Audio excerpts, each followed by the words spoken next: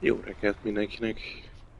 Folytatjuk tovább a Disco Elysium végigjátszást.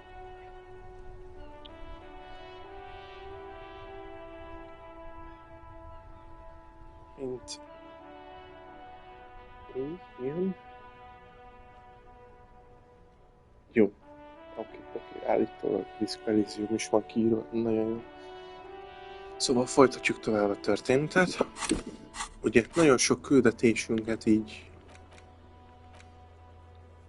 eltorlaszolta, úgymond a játék.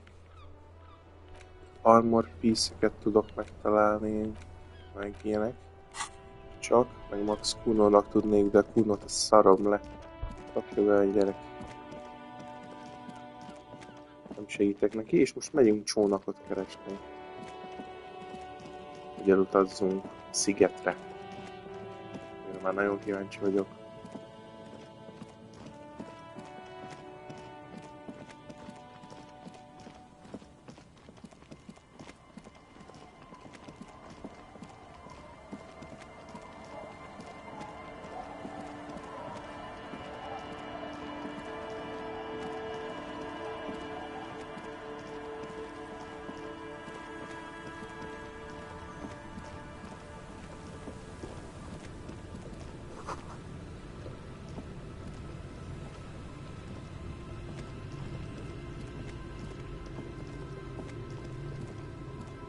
Officer, what happened? You're wounded. Why are you wounded? You look terrible. She sounds almost disappointed with you, reprimanding you for falling and hurting your knee. Look at you, you can barely walk.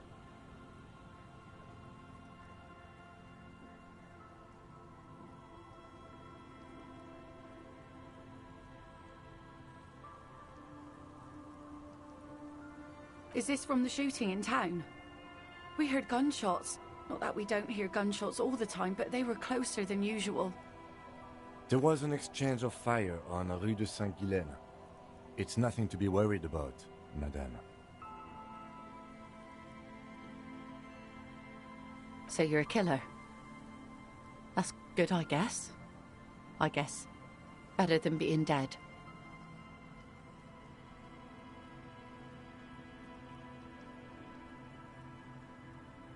Aye, I bet they are. The good ones, at least. That's nothing to brag about, officer. It's not serious. He'll be okay. You feel the ligament move on your left shoulder, and a small, warm drip of blood. It's nothing. Of course. Can I help you with something?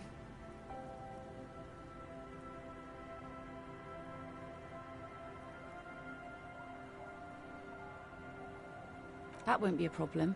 It's wind still and the tar just dried. We've got 2 days of relative sunshine ahead.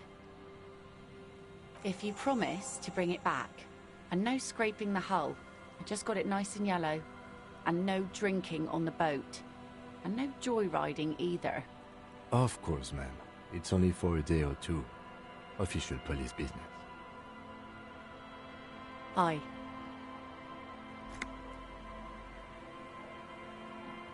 The crow's feet disappear from the corners of her eyes as she smiles at you.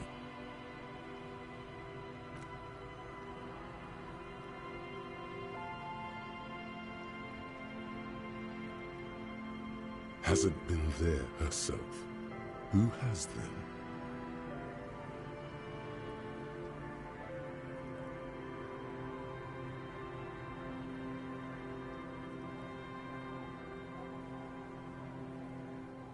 My husband used to drink there. Him and his drinking buddies. Always seemed like a bad place to drink to me. People died there during the landing, you know. My mother told me. This must be one of the many fortifications that was used in the dying days of the revolution against coalition forces before they took this city. The kids sometimes go there too. I know they do, on rafts. I tell them not to, but they bring back old bullet casings and such. The twins. God forbid they bring the girl along on some rickety barge. Can we maybe ask your twins about that place before we go? Would that be alright? Be my guest. They've a strange way of talking. See if you can get anything useful out of them. I seldom do. Well, most of it's sunken. Underwater. That means concrete underwater. Cut your boat if you're not careful. Be sure to enter from the south side. Water's deep there. Aye, aye, Captain.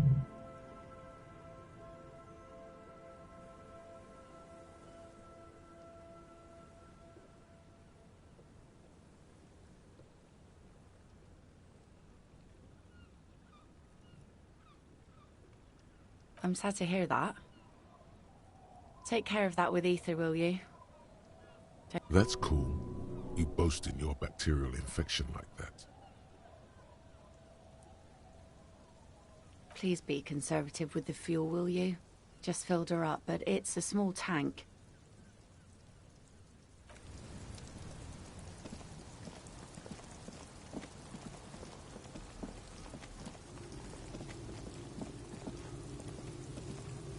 The scruffy-haired little boy kicks a stone while the other watches him do it. And that iron. That's, nothing. It's just a seafort and some plants.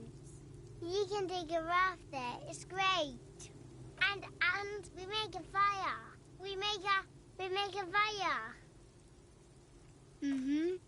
Gather the sticks for the fire. And bullets.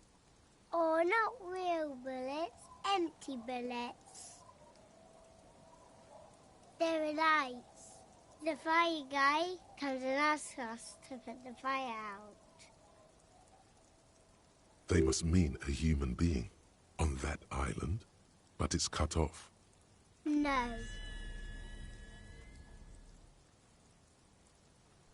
Yes. Let's go with yes. Because he asks to put the fire out. I don't know. He doesn't like it. He don't like people to be there. You shouldn't go. Yes. I don't know. Did you mean there are electrical lights? Yes. No, he doesn't live there.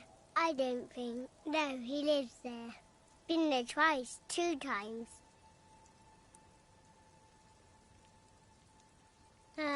He doesn't live there. He isn't there sometimes. Anything else? What does this guy look like? I don't know.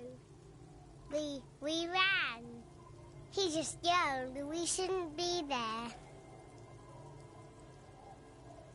Our father killed himself. Don't say that, he didn't.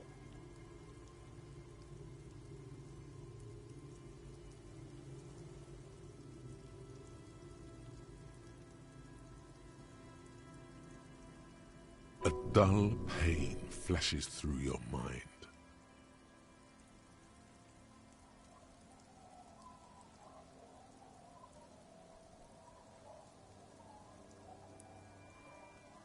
Shut up. Don't punch your brother, please. Don't start crying. We still need to ask more questions. I'm not gonna start crying.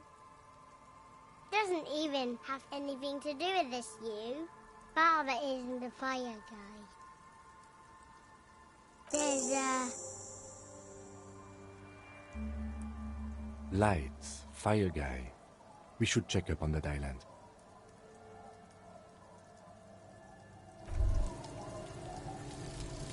Call the Mama Takwa.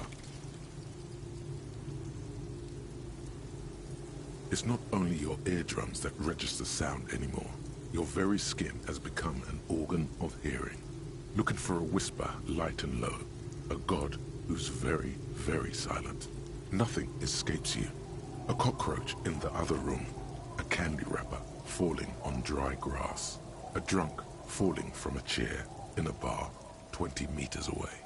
In fact, you haven't heard the Col du Mama Dakwa, but you have discovered that you have amazing hearing. It must be the only part of you the alcohol hasn't drowned out. Keep listening.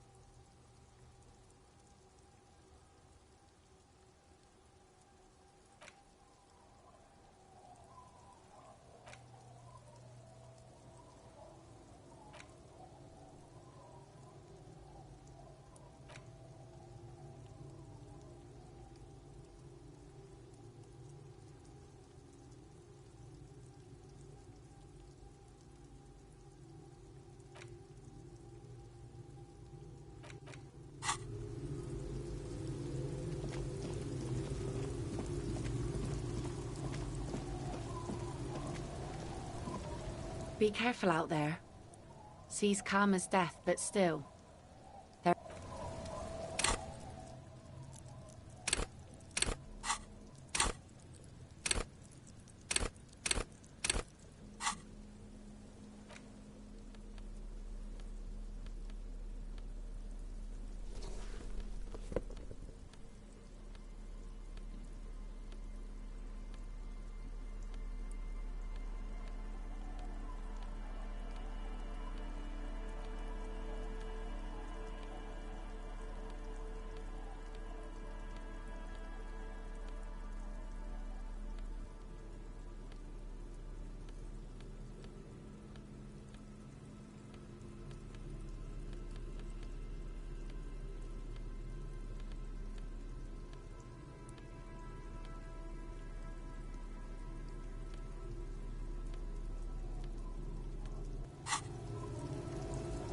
Be careful out there.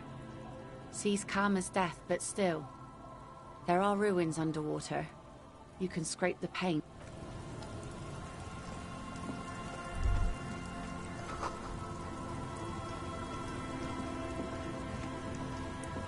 A skiff with a small steering engine in the back floats on the calm mirror of the sea. Its 2 seats are empty. Once you get in, that's it. One pull of the starter handle, and you're off into the bay. A strange trepidation comes over you. Are you sure you want to go now? Have you made all the necessary preparations? Closed all your accounts? Remember what the net picker said. It's a small tank. You won't be going back and forth on this. What?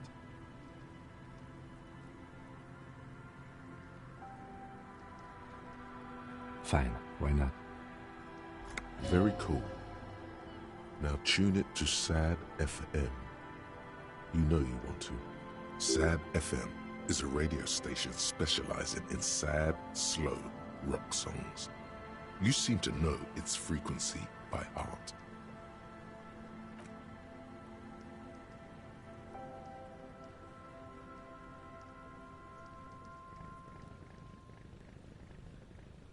Ezt nagyon csípem, ahogy így megyünk. Ezt tetszik.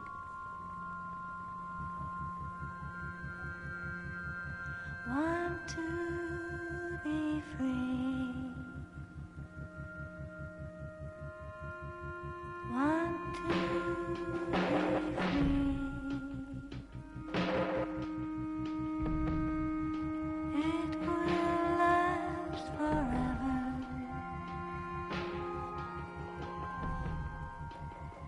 Eternally.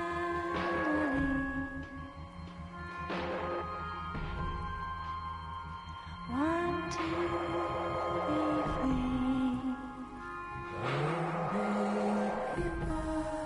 Want to be free.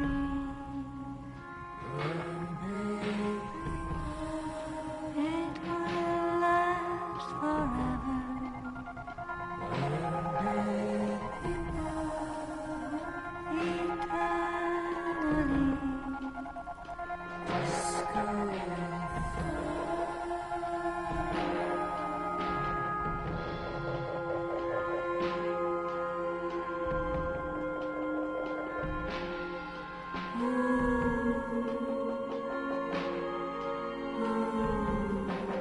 Want to be free. Want to be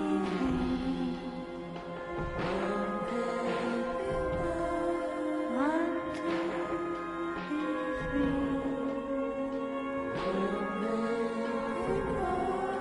It will last forever.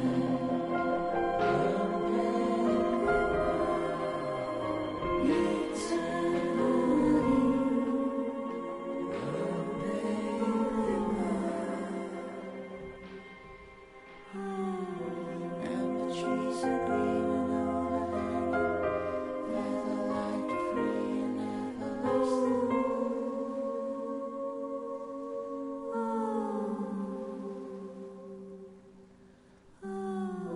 And the trees are green and overhanging, never light free and everlasting.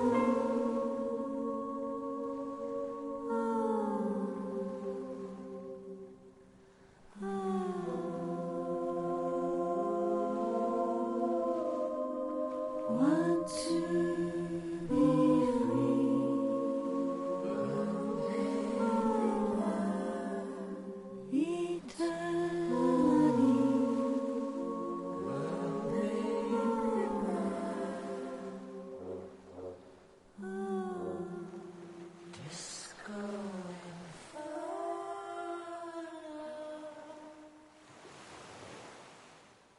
The boat comes to a slow stop.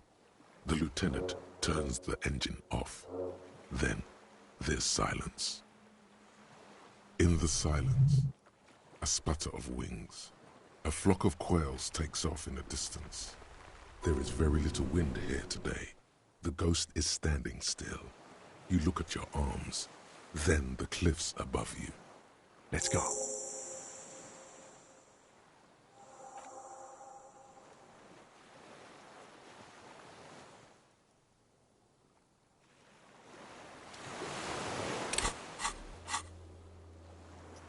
Na, megjöttünk a szigetre. És akkor most így kell körbenézni.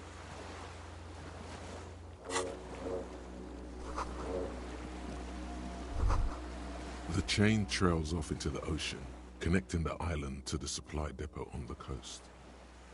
Ah, yes, so it seems. For bringing munitions to the island, maybe? And supplies? You could also lock the bay when you raise the chain. From enemies of the commune of Revachol. This sea fort was a revolutionary fortification, I believe. Technically, no, it doesn't. He's right.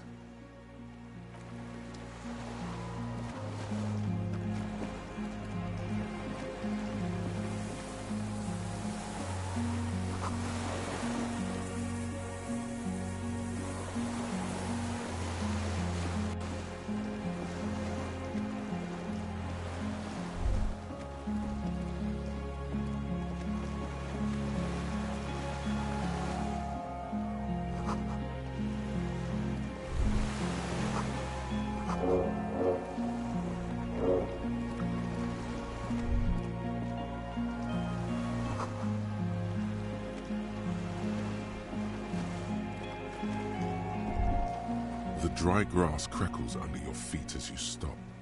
Far away, birds' wings touch the still surface of the sea. The flock of quail departs, now more than 100 meters away, 102, 105. On the islet, there is almost no wind under the rain quietly falling on the reeds. Bulrushes swaying on the waterline, long dried leaves chafing against each other. The soft raindrops, like a silent orchestra tuning at the beginning of some major work, of great importance to the few who attend. A silent hiss, sea air moving through the needles of a pine tree. The faraway roar of the city, distant like today's dream. Before it, the sound of sand, the low tide filtered through its grains, a bird tending to its feathers. Raindrops fall on water, strangely quiet, forming circles in the distance. A low hum. The air slowly moves through a concrete box, through its ancient slits and cracks, resonating, hollow. A big building. Air flows out of a pillbox window. There is very little there. The air cossets flowers on a meadow. Absolute silence. Reeds motionless, bulrushes motionless. A drop of rain falls on a black log of an extinguished campfire. Col de Mamadakwa.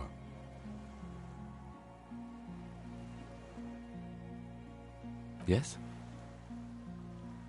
It is. Is that why we are stopping? The lieutenant nods in silence.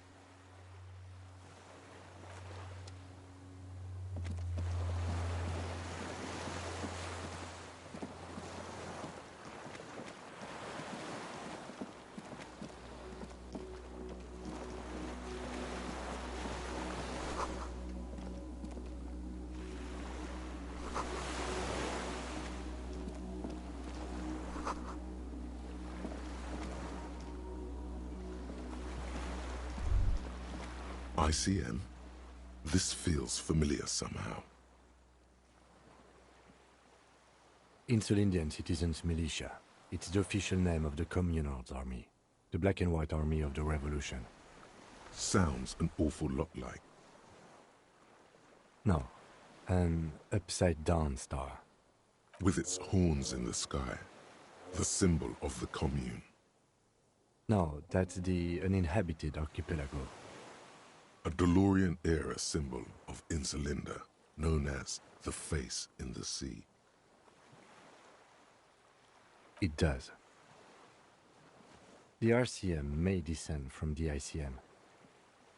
It's impossible to say. It was chaos after the war. The name was good for getting people to join us. Revachol West was mostly workers and criminals. Nice political thoughts rush through your neocortex.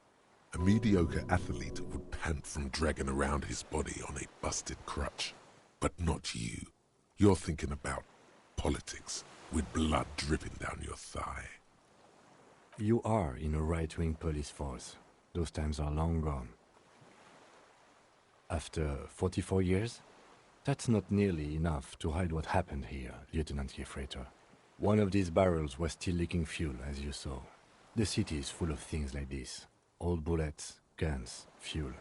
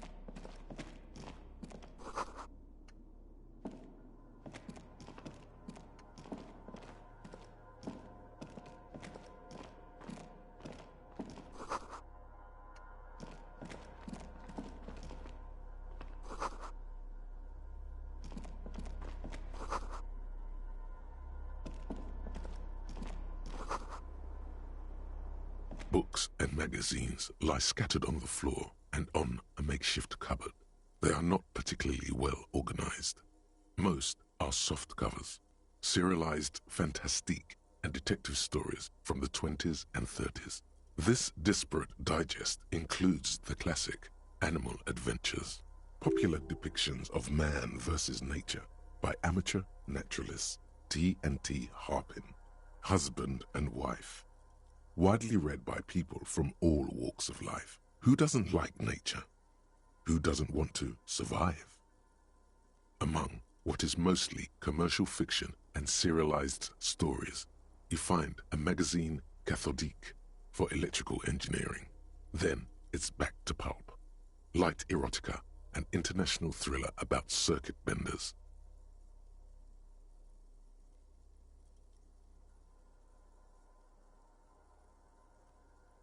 Someone's made themselves a home.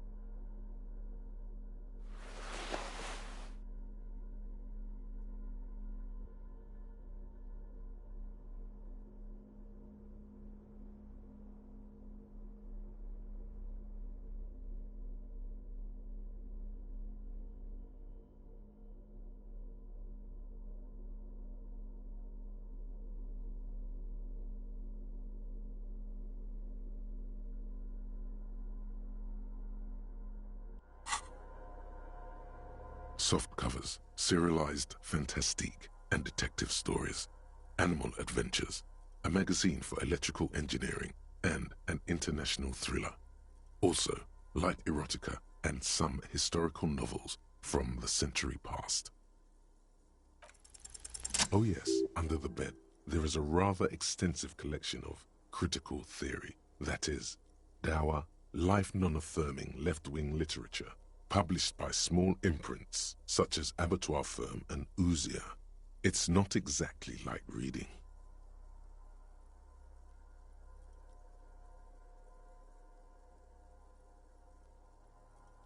Ooh, Sia. I agree. Humanitarian sciences. It stands out. Not a lot of critical theory around in Ravachol West. Your incendiary remark has failed to provoke him. Whoever has lived here, they have some education and a certain set of interests.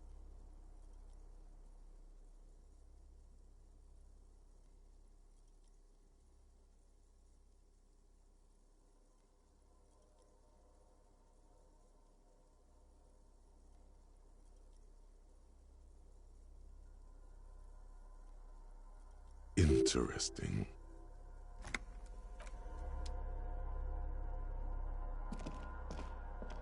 There's a greasy old spring mattress in the corner, resting on piles of soft cover books. White linen and a pillow are visible under a worn-out caracal blanket. Someone has been squatting here. The linen is fresh, recently washed. You force the rest of the sentence out through pain, thick as molasses, no longer able to hear yourself speak.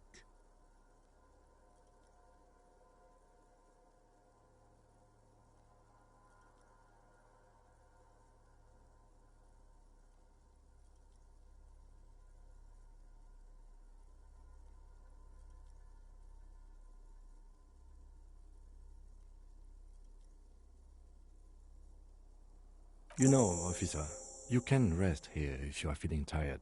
I will keep watch. You could use some rest for what's ahead.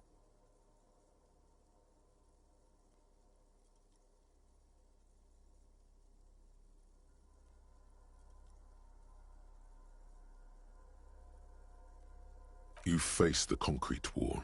There's less light there, in the dark corner. Like a dog, you lie there. You didn't realize how tired you were. Your body is still nowhere near healed. The blanket feels cold. The entire room does. Concrete and cold. Minutes pass. Half an hour maybe. The sounds of the sea beyond grow distant. Your eyelids close until you feel yourself standing up in the darkness, right next to the mattress. Slowly, the world begins to hatch from the blackness. It's evening. Sleep.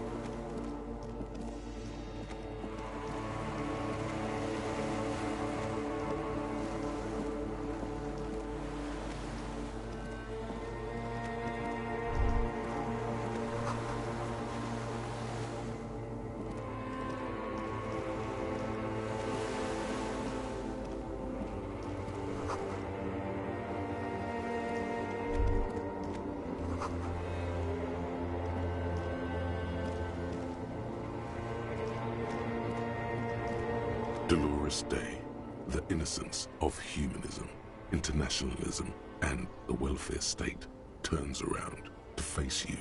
She has an airship airbag in her hand. She seems to be in a hurry.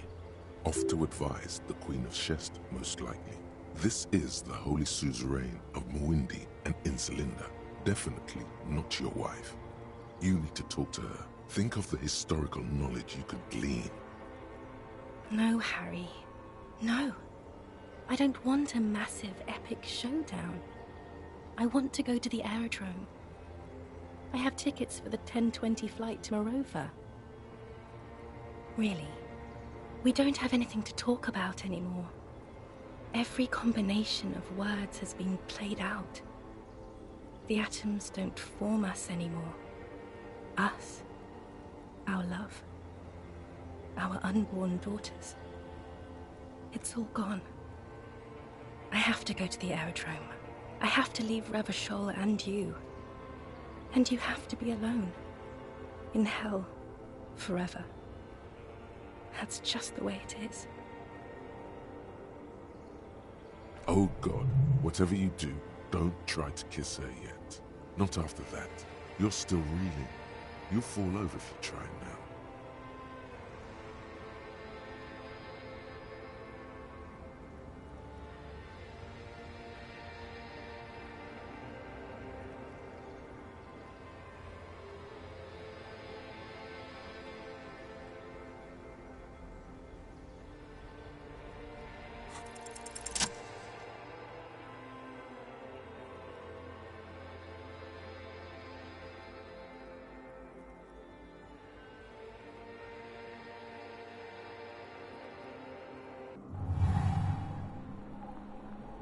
With your feet trembling from the steps you took, tepid and fearful, you stand against her, her body close to you, radiating warmth. With your eyes closed, you move your lips on her mouth. She is not kissing you back.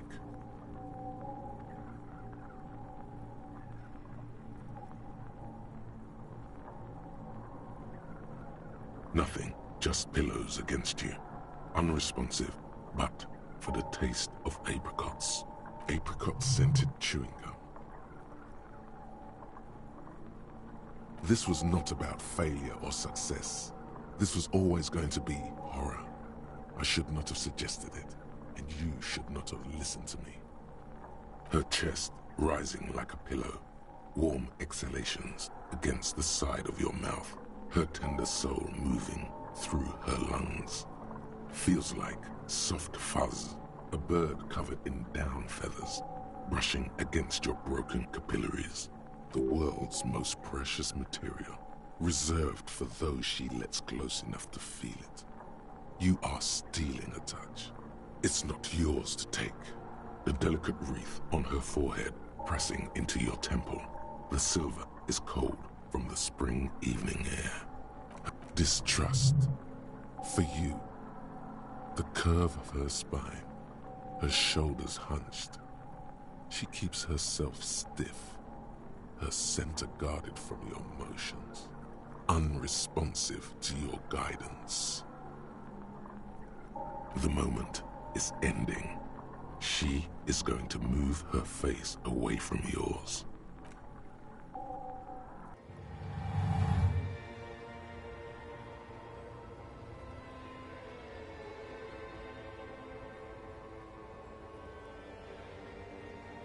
Trying hard not to look at you. When she withdrew and you held on to her hand, she tried not to look at your face and see the expression there.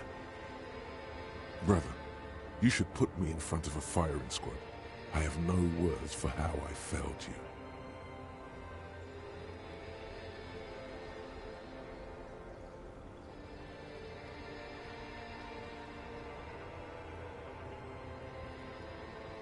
No, Harry. Not yet. There is one more thing you have to see.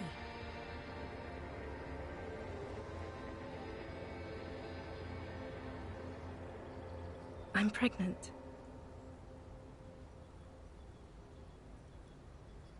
Of course not. I terminated yours. Don't you remember? You poor fuck. Poverty-stricken fuck. Now, go ahead. Ask me more questions. Let's talk about something else. No, this has to end. Do the last one. I don't know what you mean. Dolores Day?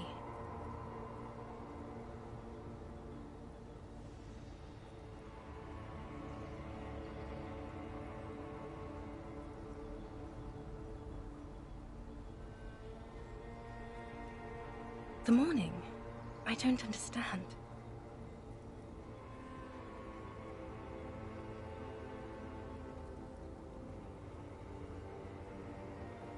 Yes, it really is better that I don't. Wasn't I Dolores Day just a second ago? Now I'm the X thing? You're confusing me. Look, I have to be at the Lausanne Aerodrome at 10:20 p.m. I still have a light rail to catch. I haven't even bought the tickets yet.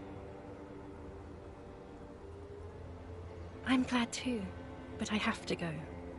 My friends are waiting for me on the platform. I can't let them wait. It's impolite. I will. 1,000 times you've beaten animal. 1,000 times you've raised that fabric. What is underneath has always calmed you, centered you, made you sane.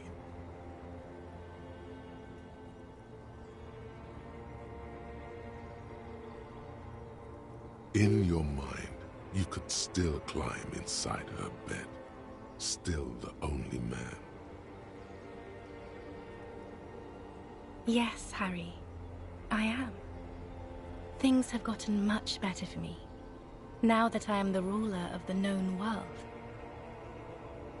Oh God, it's already so late. I have to go, Harry. A tiny golden watch with red straps around her bony little wrists.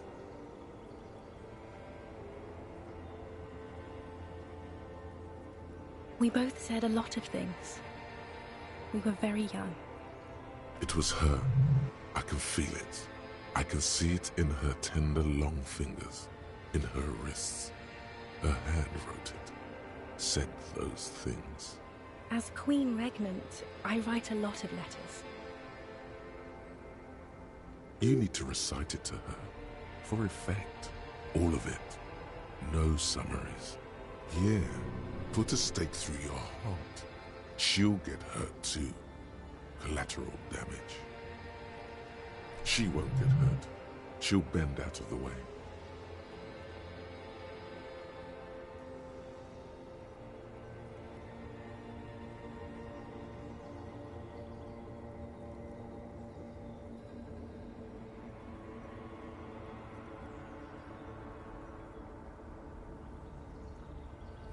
Okay, Harry. Okay. It was morning and you slept. The room smelled of cigarettes and Rowans. There was hoarfrost on the ground when I left. It was autumn, the first one we had together. But you have to understand, it was 1,000,000 years ago. No, it was 100 million years ago. I was someone else then, filled to the brim with love for you, hanging on your every word. Oh, Harry, you were the coolest. But I am no longer that person. This has taken her place. It will devour you. Harry, I will eat your mind. The light of the video rental shines through her dress now. A DeLorean figure, cut in black, moves below. It's still her. Her legs, her breasts, her hips. The coolest. With your leather jacket and your boot-cut pants, smoking in the bus stop. I wanted you to be the rest of my life that day. And you were. Some of it, at least. You were my first. My first kiss. My first time to have sex. The first and worst time I fell in love. I will always have that with me. It's a fact. But that is all it is. It's like a ticket stub, Harry. It doesn't do anything anymore. Yes, let's talk about that too. Let's bring it up, the zoo. In Le Jardin, the day we went east of the river, to the aquarium first, I was sad about my mother. I don't even know why. The shimmer of the fish tank on my face, the octopuses. It was the coolest, with your leather jacket and your boot-cut pants, smoking in the bus stop. I wanted the first and worst time I fell in love. I will always have that with me. It's a fact. And my crown of immortality. No. You scared her out of me. With your crying, the awful time we wound up having. And the cheap rental flats you could afford. Can't you see? I can never think you're cool again. I can only think that way about new people. You're a better man now, with a rank in a powerful armed organization. No, it's too late. I found someone for whom I feel the same love I did for you. Only this time, he is more careful. He will not lose me. It will go somewhere. It will grow. Harry, do you notice how none of this is very funny? You know what I meant. We're talking about it again. It came up again. This conversation is about that again. It's here, Harry. We are on Voyager Road. At the end of it, 300 meters from the stop. We used to come here to rent videos. There. You could not pay the electrical bill. It became a lightless tomb. The years you spent training for the militia, my parents' money, it was not good. Is there really anything left? If not, we can always repeat one of the things we have already talked about. Talk about it again. If you do not feel like doing that, you should let me go to the aerodrome.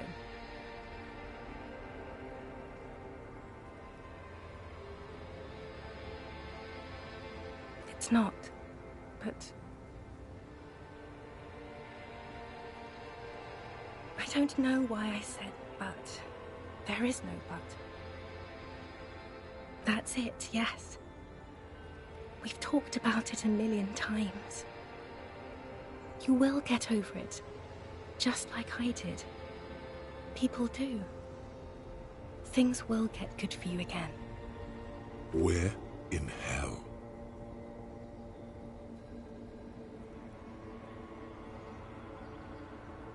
Oh yes, she'll come around now. I made her love you again, Harry. Her innocence, Dolores Day, fiddles with the handle of her airport bag. She has a pained expression on her face. It's agonizing. I don't understand. It was, she herself said. We were bad for each other, okay?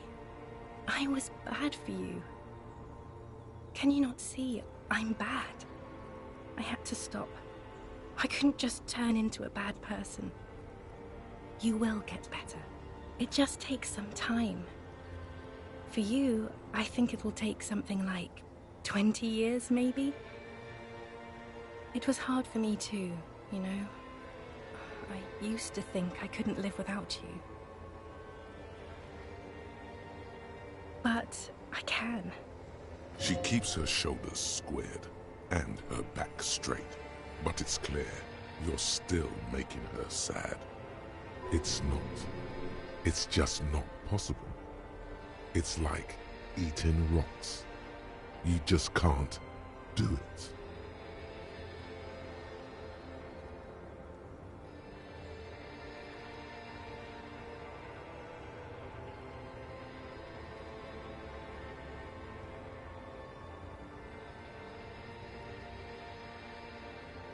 No, Harry. We can't. We already tried again, and it didn't work. Is that how it is now? We should just try all good things twice and then give up. By that logic. I don't know. Please.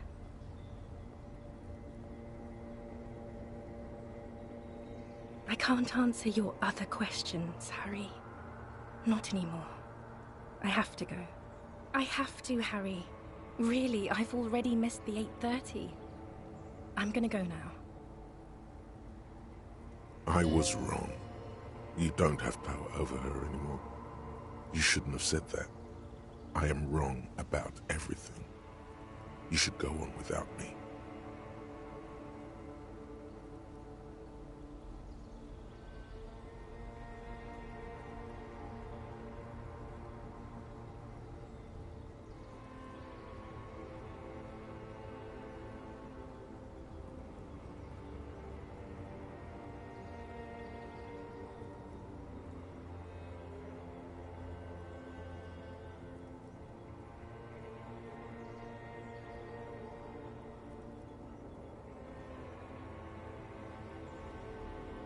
No. That would only be painful and dull. At the aerodrome, life, love, and laughter are waiting for me.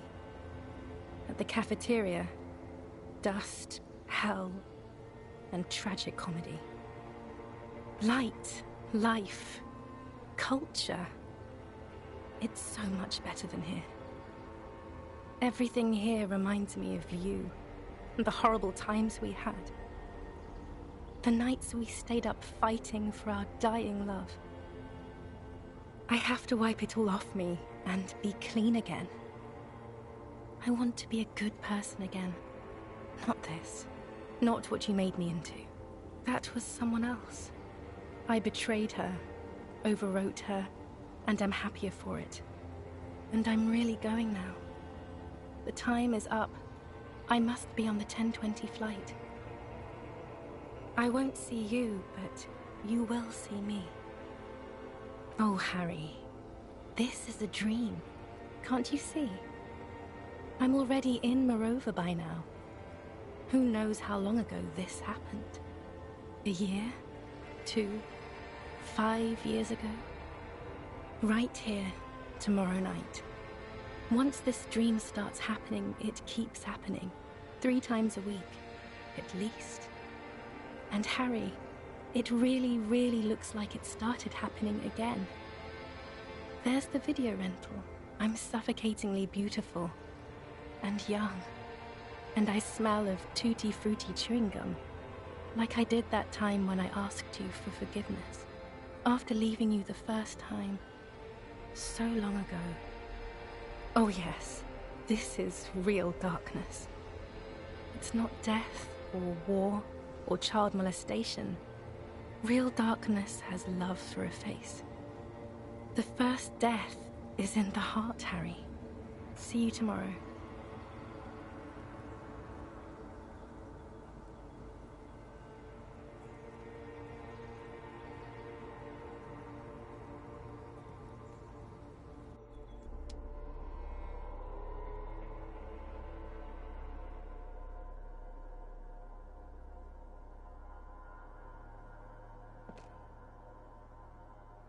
You're up quick. How was your sleep?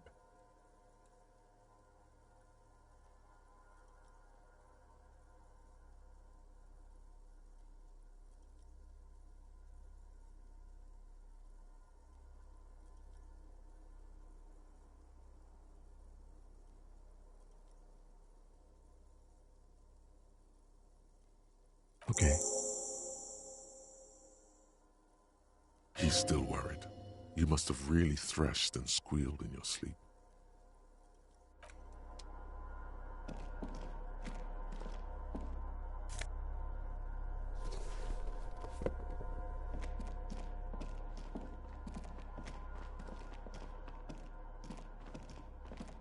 An old cylindrical generator is nested above the ammo lift, with makeshift electrical wiring running out of its side and across the floor. The cables disappear into the wall to your right. The lieutenant puts his hand on the metal barrel, checking for warmth.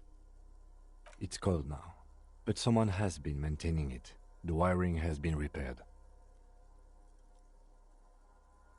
Downstairs, somewhere? Liquid carbon. I would imagine it takes mazout. The kind that's favored by vagrants and fuel thieves. It's been a long winter, long and cold. If anyone stayed here, they'd need a generator. A hollow ring. The canister is empty. Dust falls from the generator and down into the ammo lift. I don't know. I'm not a philosopher. That is his idea of a joke.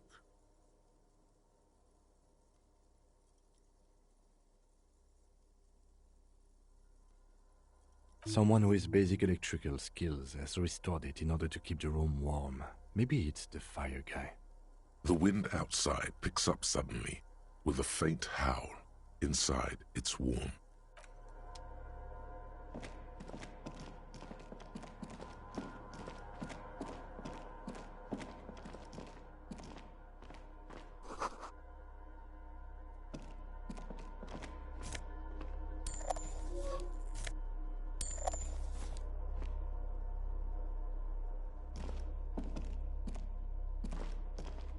You see a small metal door nested inside a larger one, a heavy steel blast door. There is a conventional keyhole above the handle. It's very small. Another part of the island, probably. The lock looks like it could still be usable. Maybe this is one of the doors we don't open? He's right. It would be better to open its big brother. A powerful engine hangs under the ceiling. It must control the blast door. All right, I retract my statement. It was naive. Let's look around and get it open.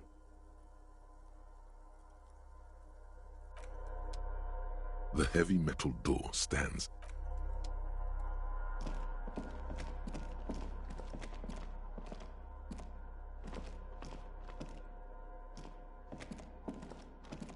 Green paint flicks off the monoblock aluminium cabinet. There are rows of switches on the front panel, a frequency band, and even a keyboard. The keys rattle like teeth. This keyboard hasn't been functional in decades. The console of an anti-computation device. The generator upstairs, with wires coming out, they terminate here. Possibly. Urgence, ouvert, allumé, radiodiffusé. It sounds like this device was used to control the electronics here. Maybe it still does. This device was used to control the electronics in the room. It could open doors, control lights, function as a radio computer. We need to restore power before using this, officer. The generator, it didn't look like there was fuel in it.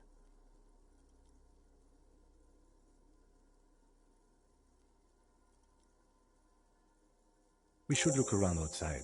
There are barrels all over. Maybe one of them still has something in it. The boat engine.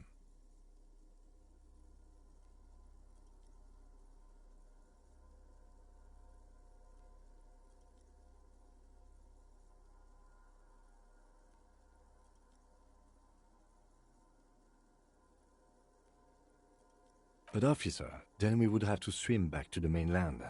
Let's just look around, okay? The consul stands by, mutely. Urgence, ouvert, reads a dial key. Allumé reads another. The frequency band says, radio diffuser.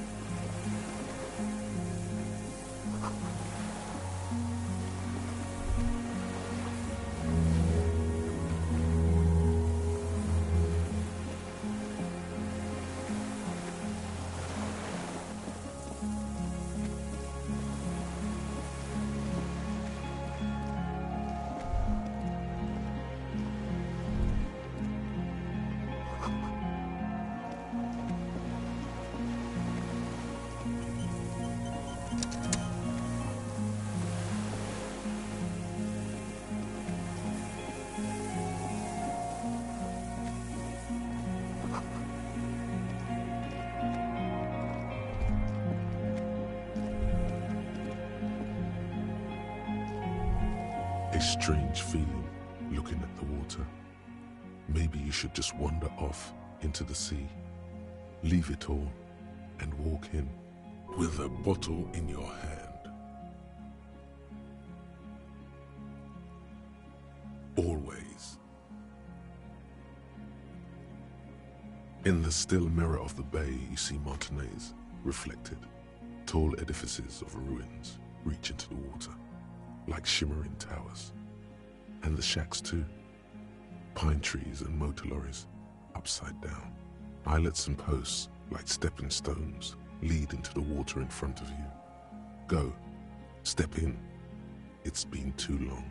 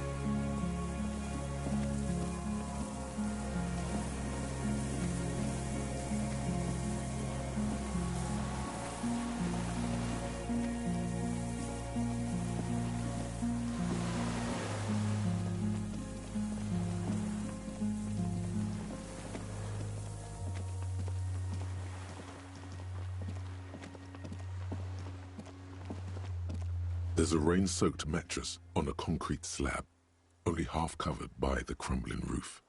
At the head of it, double embrasures, firing slits like two eyes in the wall. This looks like a good place to aim from. A single-person mattress, modern, civilian use. Brand name, Marjorie. There's a fuel stain on the cover, along with cigarette burns. And an empty can of beans on the ground next to it, filled to the brim with cigarette butts. The silhouette of a tobacco picker adorns the paper filter, the brand Tio Moteri.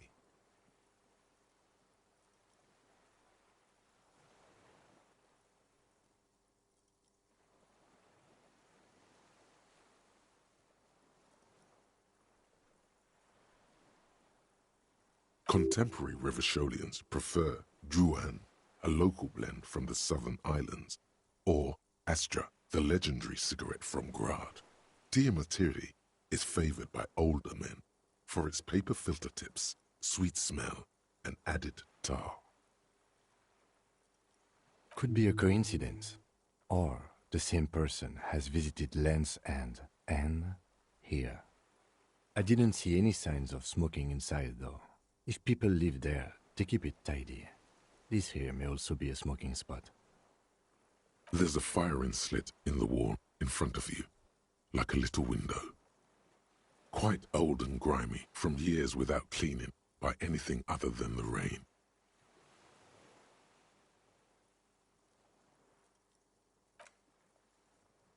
The springs screech as you lean on the mattress and crane your neck to look out. A small piece of Martinez coastline opens up in the square in front of you, like a tiny landscape painting.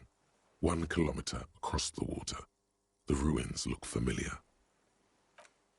A towering skyscraper, its top floors shaved off by artillery fire. Capeside apartments. Rue de Saint-Ghislain, 33A and 33B.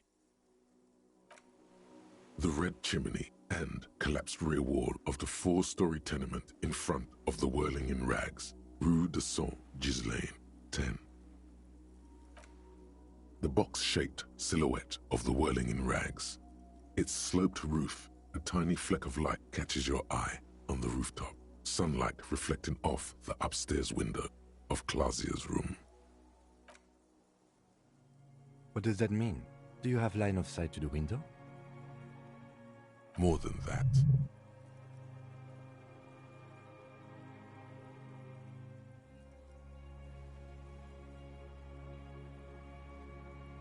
A pair of binoculars? Or a scope of a rifle? You'd be prone, lying on a mattress, barrel resting on the embrasure. I think we have it. The origin of the shot. This is the sniper's nest. Nothing pointed here. Many leads pointed elsewhere. He looks north, over the fortification, then at the mattress. He's conflicted for a second. There's guilt there. It takes him a moment to rationalize it away. Where? He does not answer, just nods. With his back hunched, he looks around once more and says, We should move now.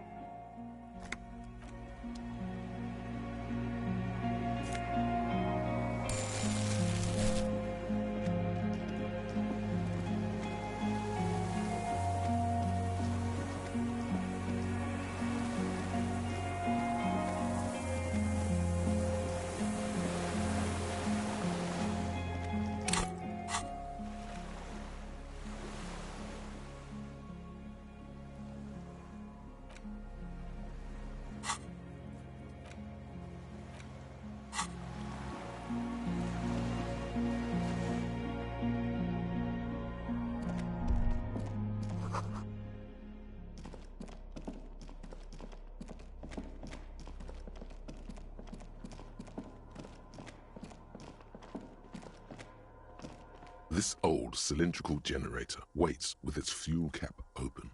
Makeshift electrical wiring runs out of its side and across the floor. The lieutenant assists you, holding the canister up to the fuel tank as you tilt. Dark brown, viscous fluid pours out, and the room fills with a chemical smell. There's a red starter switch on the side of the cylinder and a start rope on the other side. The lieutenant flicks the switch. The recoil start wakes the old generator up. The machine sputters like an old warhorse before settling down to a rattle. That should do it.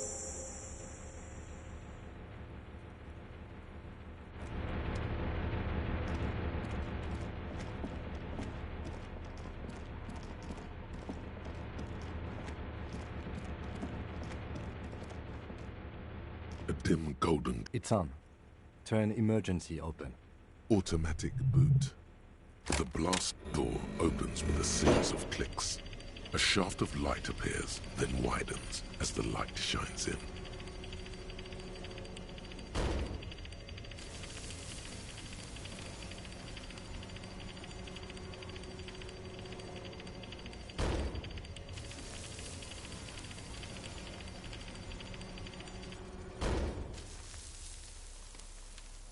After you. I don't know. A thin wisp of smoke rises from a charred black fire pit. The wind picks up, then dies down again. Don't worry. I have a gun. I know. It was not easy to acquire.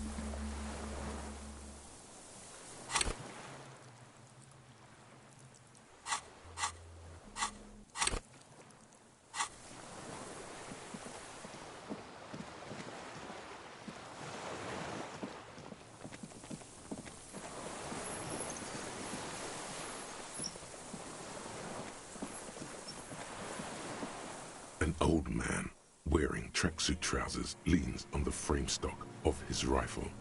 He gathers a big ball of spit in his mouth, then spits it out into the extinguished fire before him. He raises his black eyes, hooded by creased eyelids, to meet yours, unclouded by cataracts. His eyesight is sharp. He's practically tearing up from spite. Hatred got the best of him a long time ago. This man hates everything.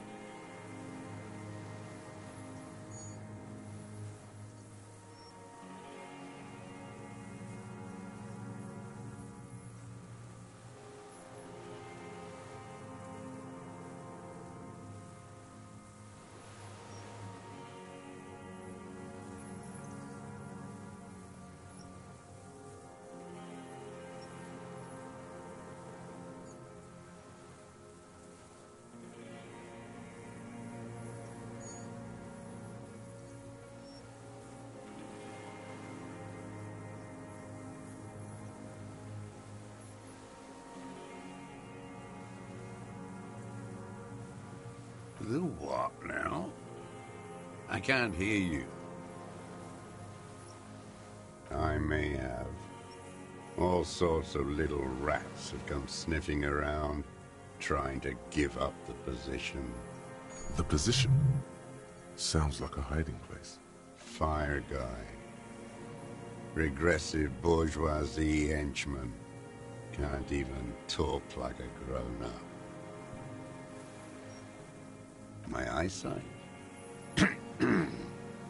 Yes, helps me see all the shit. I did. And you opened it. How? Reactionary rock and roll music.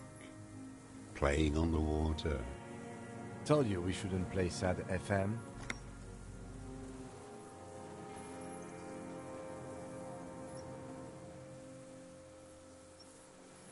Sad FM, huh? I always hated that station. Phlegmatic, counter-revolutionary dirges. Sadness is a mental illness. A weapon of the bourgeoisie. The fascists were right about rock and roll. It is degenerate. Hip gyrating, mental illness music. It's not nice. It's a piece of shit. But it gets the job done. It's a 3-angong 446.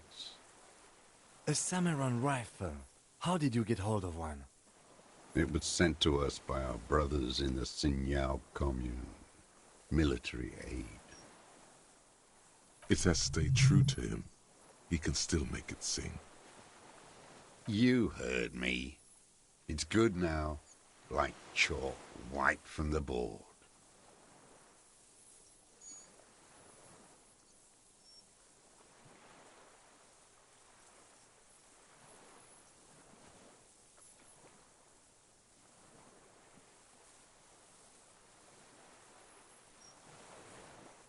The lieutenant pulls his pistol from the holster.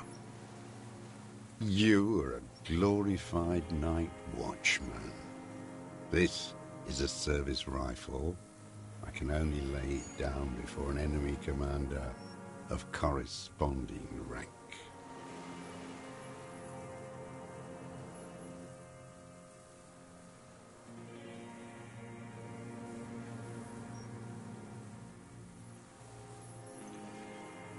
The lieutenant aims his pistol square at the man's forehead. Put it down now, sir. Or you're gonna blow my brains out before you question me. To hell with it. It's a walking stick anyway. It's out of bullets. Like an amputated limb in the sand. His gaze follows your motions. The rifle feels surprisingly light in your hand. Frame stocked and patched in places with tape and wire. The rifle's in a shabby state, like a crutch that's seen too much travel. Hieroglyphs are embossed into the forearm, made of walnut. On the butt, you see Vespertine writing, burnt into the wood. Triangon, 4.46mm, made in Sinyao. No one said it has to be a Belmagrave. We were just guessing. From ballistics, it could easily have been a Triangon, too. It doesn't matter if it was made in Shanti Shanti. All it has to do is use jacketed ammunition. And it does. The right type and the right calibre. He's liking this. The old man keeps following your motion with his gaze. His right arm twitches suddenly. This looked very much like the murder weapon. It could be used against him to get a confession. In time. No reply. His leg twitches. He sounds like he hasn't gotten to speak to another human being in a long time. Especially about politics. That's what you should do first. My name is Josef Lilianovich Dross, Political Commissar of the 114th Anti-Aircraft Division of the 4th Army of the Commune of Revachol. I am a deserter, a partisan, and a prisoner of war. This is my termless surrender. The Commune of Revachol? Do you mean the ICM?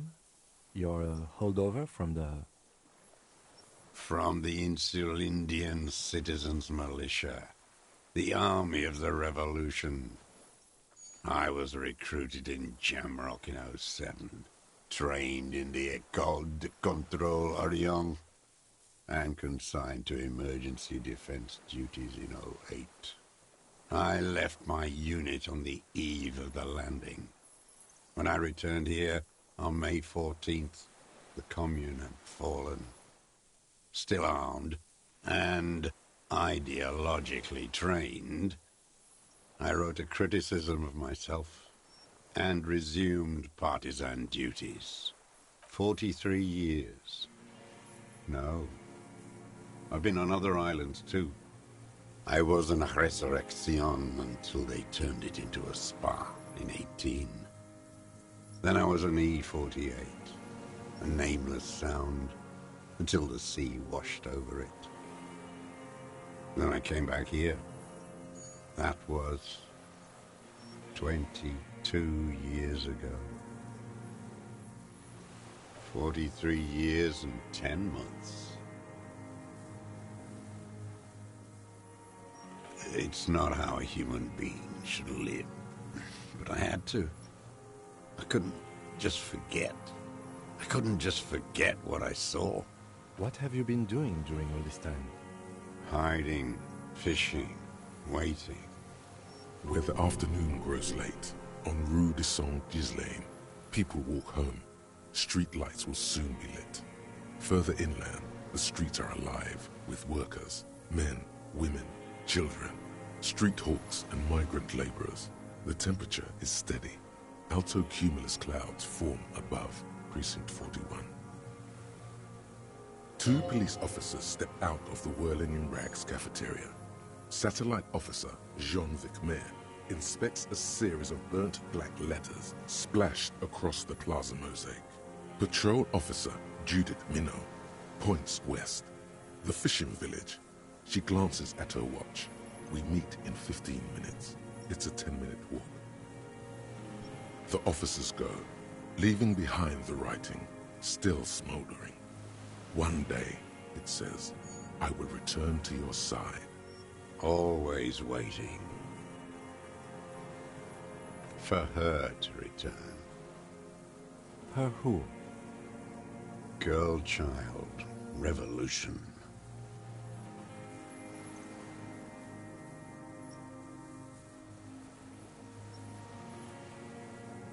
I am not a fool. I know. The material base for an uprising has eroded. The working class has betrayed mankind. The historic opportunity for a revolution has passed. It will not come back anymore, however hard I try, whatever I do. I was just 16 years old. 15 when I volunteered. I had a lapse of faith. And of courage, too. Well done. I won't explain it to a minion of capital. I was just 16. You could say I misunderstood the historic role of the proletariat and thought Mazovian socioeconomics were fallible. For a second, I doubted the irreducible laws of historic materialism. A second is all it took for reaction to take hold.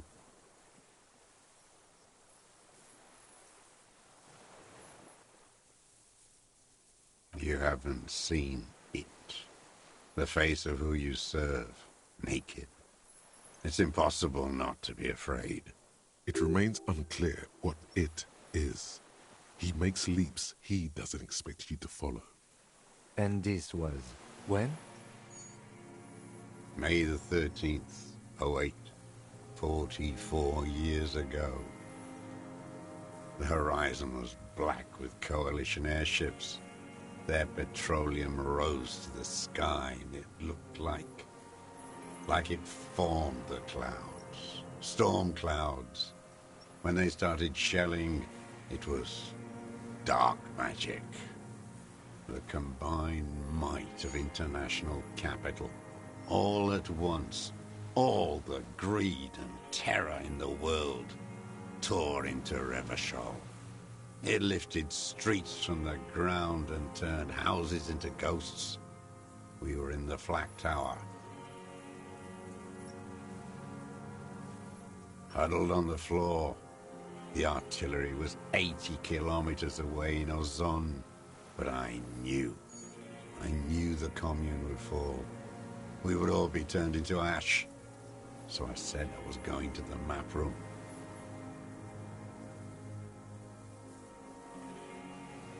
A terrible shame, still within him. The lobes of his ears are red with it. The shame and smallness of what he became.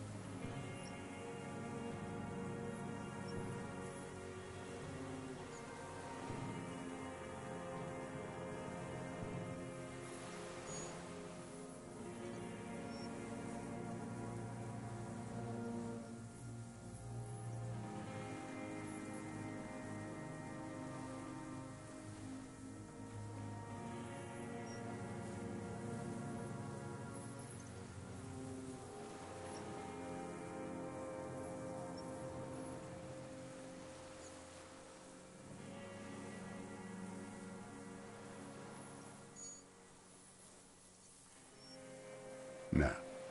I climbed the chain link across the water and hid inland, in the bunkers there, like the weakest of the weak. A mouse, frightened at the ordnance all night, and the sound of the rotors in the morning, whirring.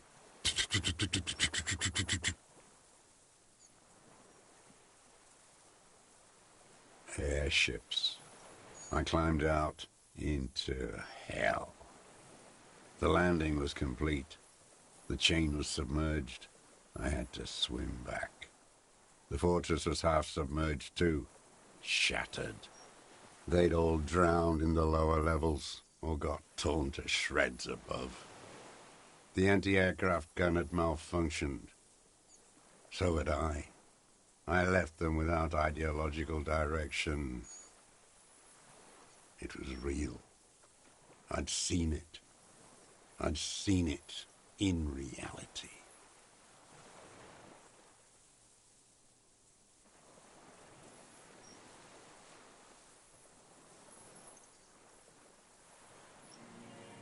The mask of humanity fall from capital. It has to take it off to kill everyone, everything you love, all the hope and tenderness in the world. It has to take it off just for 1 second, to do the deed. And then you see it, as it strangles and beats your friends to death. The sweetest, most courageous people in the world. You see the fear and power in its eyes. Then you know.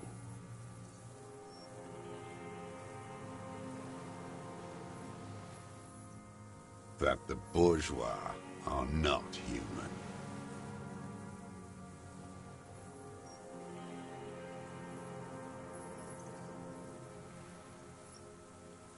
Now is not the time, Lieutenant Jeffreter. I had to. I had to fight it. I could not stop anymore.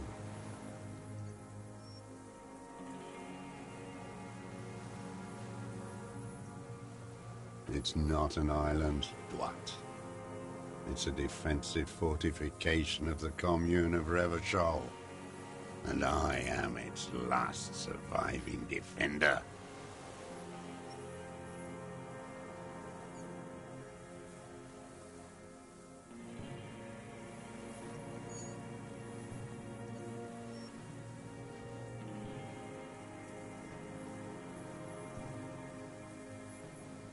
The congenitally deformed King Philip II built it to restrict access to the Bay of Revachol.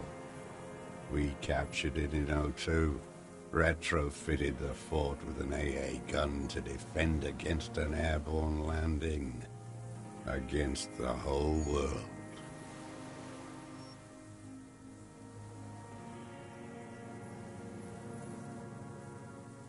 Coalition military called it Operation Deathblow. I later found out on the radio they called it Deathblow. You're one of them. Tell me, who speaks like that? We had 50 million people on Caillou alone.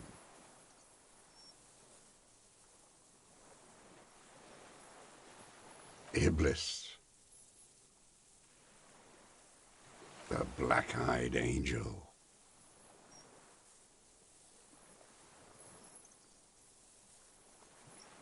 How does anyone survive? I steal.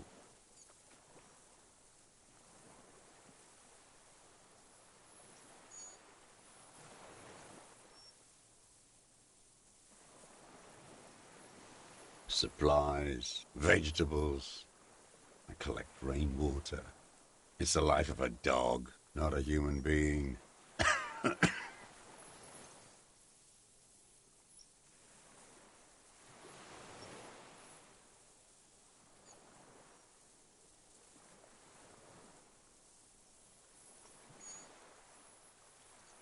How is your health, Mr. Dross? I've been throwing up blood since winter. Red, like beetroot. Been passing it in stew, too.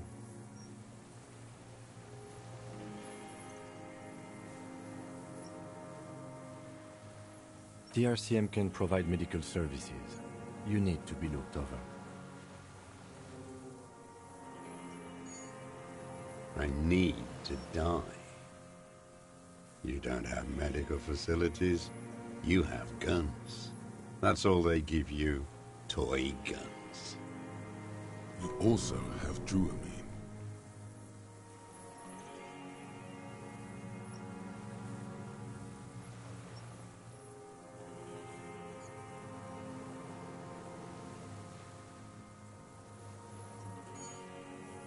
I haven't. I have holes in my brain. Years missing. Others filled with pain only. A decade of... I don't even know what. Inferno? No wonder. All your minds are rotting from the radio waves. I watched the traitors of this city turn the lights back on. More and more each year. Ruins glittering in the dark like a fucking merry-go-round.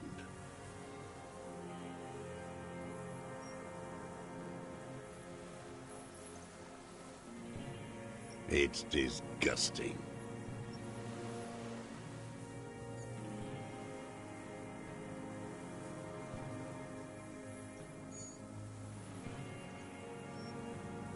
Are they not heartbroken? How could they have moved on?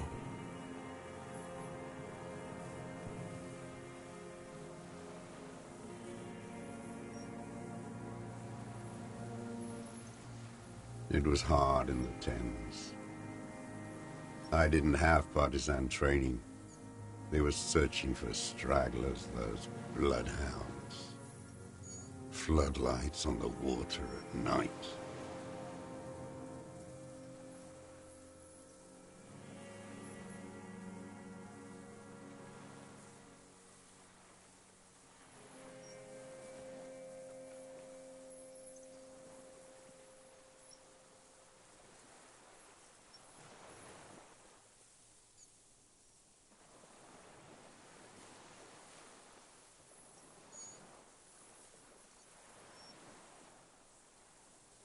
There were posters, campaigns. We communards still hoped, and they needed to snuff that hope out. The East capitulated. Martinez and Cold City were turned to dust. But Jamrock, Forburg, even Coron, and Boogie Street, of course. Those fucking kips had Marsov coursing through their veins. And others too. Some cordons of Revachol was still fighting. There were cells. I tried to contact them. Soon they all went silent. The frequencies dead. At night, I used a dinghy. I only went after dark then. When I got to the city, I stayed underground. Patrols, you lot, the commons too. They'd started snitching.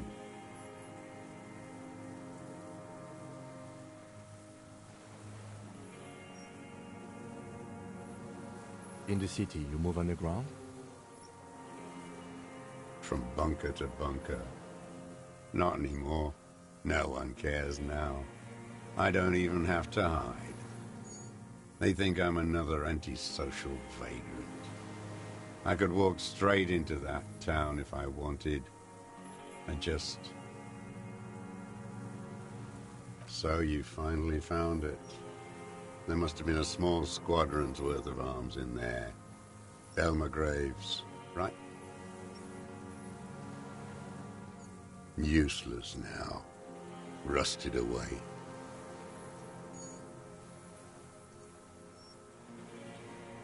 So you've been there? Sleeping. Some nights. Ammo scrounging on others. Those McGraves were shit, even before they corroded. Some had bullets in the chamber, however. I do. They're good. Plenty of tar. I like that boy on the pack, too. Reminds me of the last century.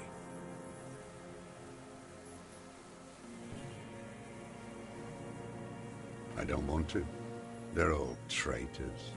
Pigs, rabbits, and dogs. Men without ideals are only animals. He does not want to see life moving on. People forgetting, drinking, laughing. The propaganda bunker.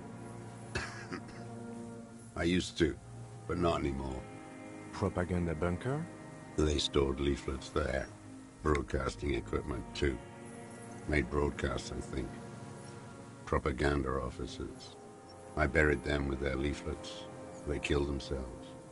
2 young boys.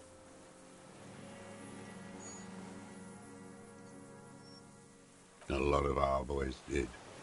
I spent some winters there. Never liked it. Kept thinking of them. No need to go underground anymore. It's better in the ruins, on the ground.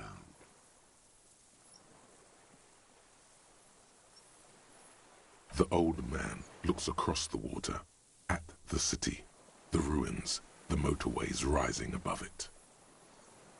You're with the RCM, the coalition-appointed mob that enforces bourgeois morals in Revachol.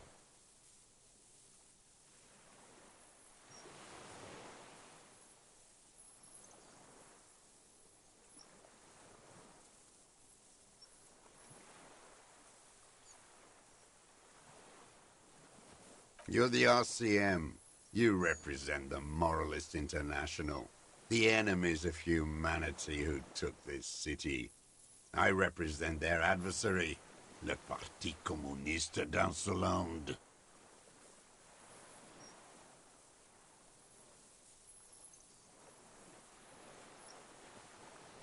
Take me to them as a prisoner of war. I have relinquished my weapon. I can no longer serve. No superiors can relieve me of my duty. You bulldoze them all to a mass grave for trying to free humanity.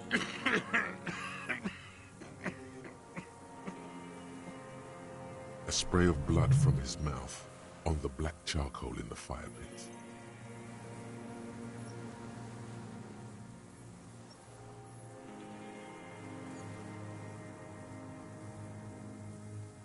Rene, the royalist on the coast, said,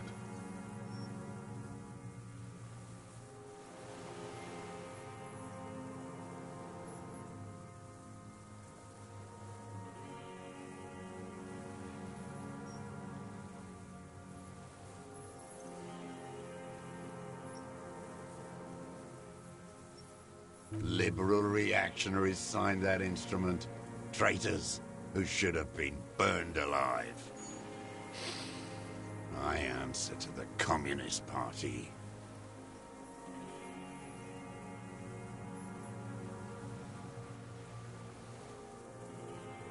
Is that part of why you've been here all this time?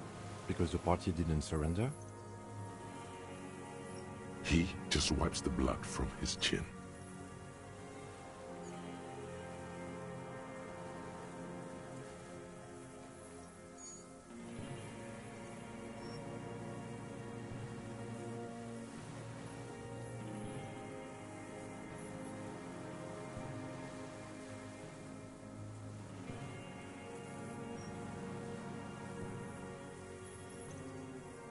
Honor is a feudal atavism. My motive is class. No, I am not a soldier. I am an ideological officer. I belong to the party, not the army. Trained in historical materialism, then assigned as a political commissar by the party. These things used to mean something.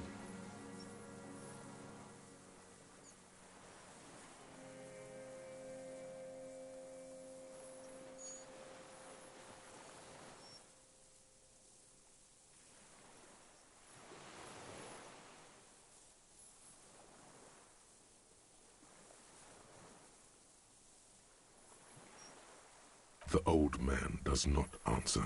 He tilts his silver head and looks at the reeds. You see a small tremor pass through his legs. His job was to assure the army answers to civilian control and follows the ideology of the Commune. Scientific communism. A commissaire politique is a knight philosopher of the revolution, a future human.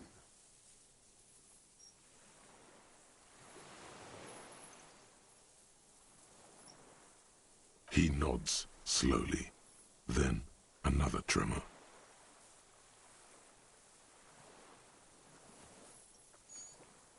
No, you're not. You're part of the meat shield. The human shield that surrounds the fascists while they kill and rape.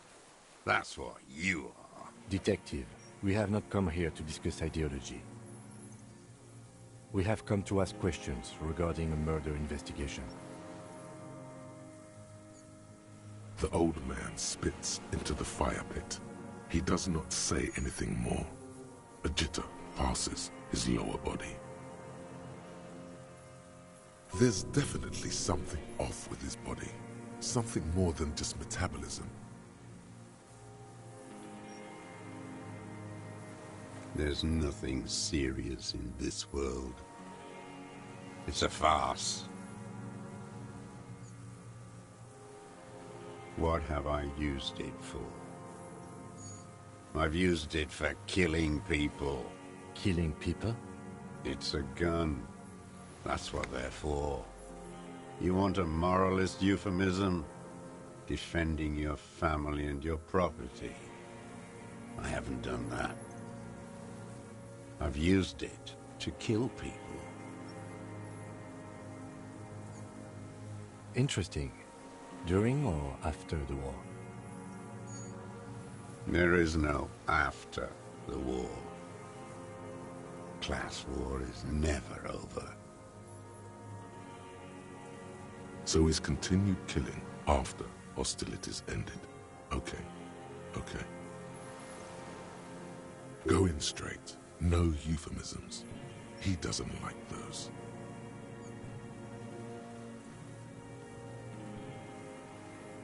No. Be careful now. Slow and steady does it. Make him repeat it first. Don't mess this up. Remember, he wants to tell you. Get personal.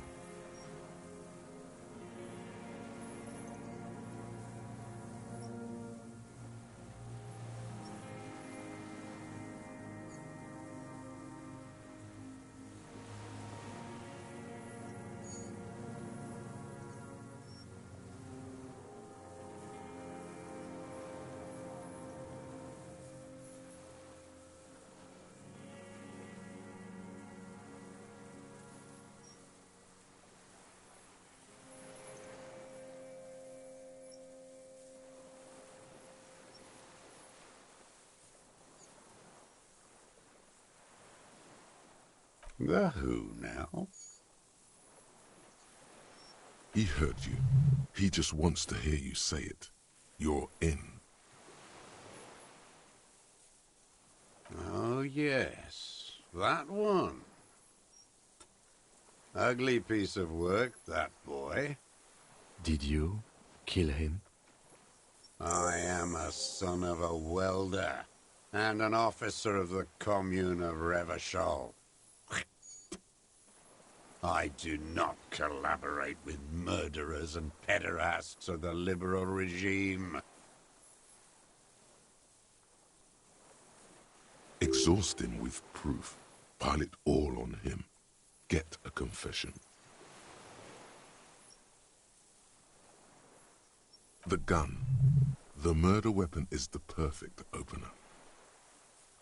The scent of blood in the air. But what else?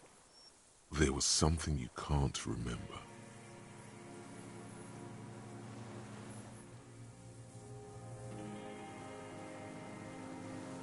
I saw you poking around there, looking for evidence.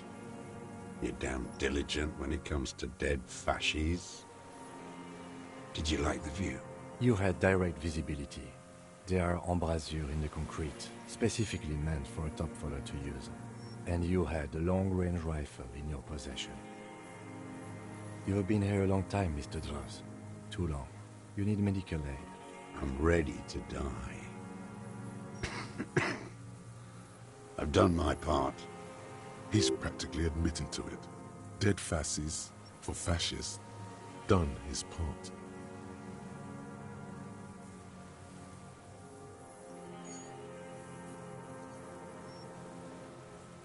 You're sad for your fascia brother, aren't you?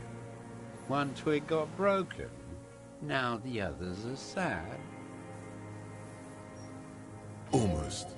He almost burst out there. Keep piling arguments. Anything. I saw you. You had direct visit. You have been here a long time. I'm ready. He's practically admitting to it. Dead fascists.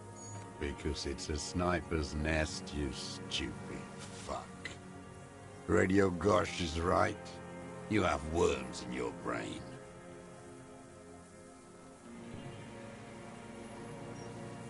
Almost. He almost burst out there. Keep piling arguments. Anything.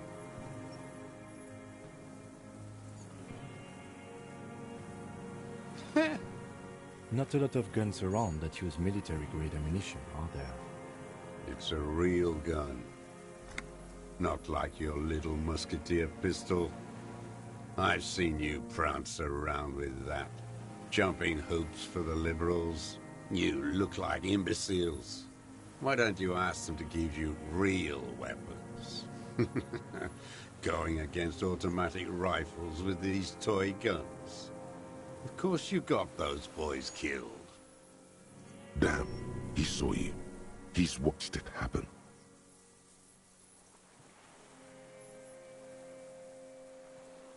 You know what? You're right. I'm convinced this made the shot. Should we call it?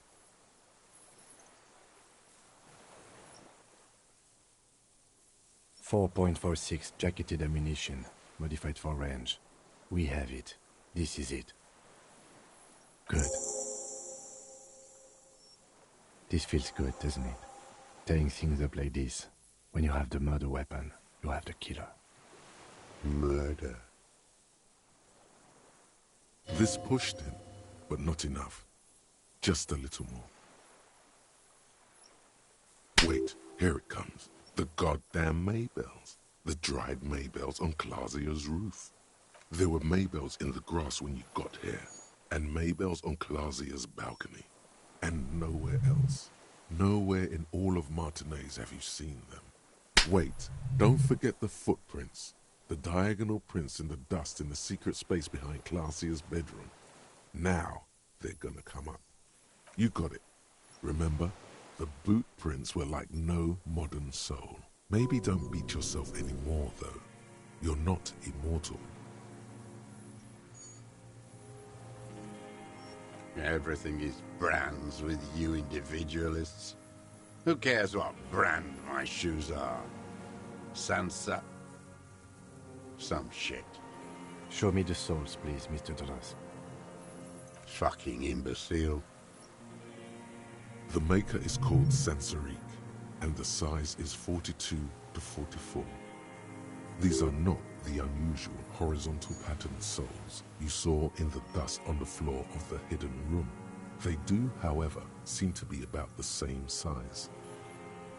The size fits, but not the soul.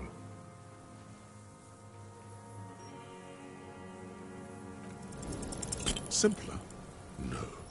This is another loose. The lieutenant raises his brow. What are you doing? He's thinking. We almost got him here. People change shoes, detective. It was you. You were there, weren't you? Crawling and whirling in the rags. What were you doing? Some kind of reconnaissance? Preparing the scene? Listening in on her? Trying to rack your brains. You're desperate to report something back to your masters. They must have really loved that dead fuck. The old man stares at his own prints in the ash around the fire. Silent suddenly, some strange process within him. A gush of wind. Seagulls in the distance. You've almost got him. Just the last little push. Damn Maybells. The whole island is turning white with them. He seems tender suddenly. Nostalgic even. A strange mood swing. So many this year, too. The spring is coming. No, it's already here. Wash the filth away. They blossom on the islets before. We fertilize them with our blood. Resurrection was snow white in May, before they ruined it. South, the Bay of Martinez is dotted with little freckles of islets, turning green, with white flowers in white snow. The coast, too, before they piled their containers on top of it, filled with broken, useless trash for fat-fingered bourgeois children to play with. You must get around a lot to stay undetected all these years. Do you know any secret paths? Pinball workshops? I may. Classier. With the victim. You know who he was. A coalition-trained murderer. armored and armed. He wasn't human. The blunt end of a hammer, dripping with blood.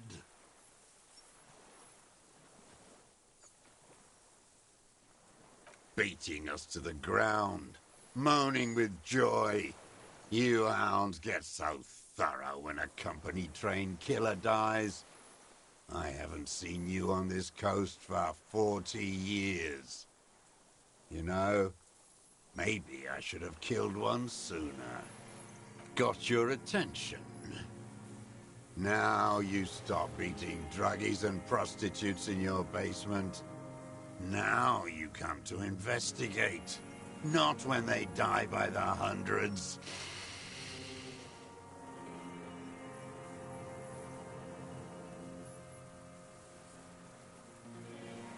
This is it. Shot him. Shot him. Say shot him, not killed him.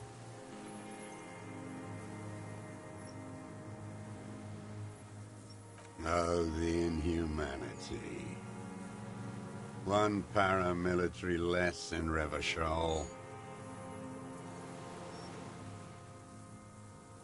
The lieutenant raises his right arm to hush you.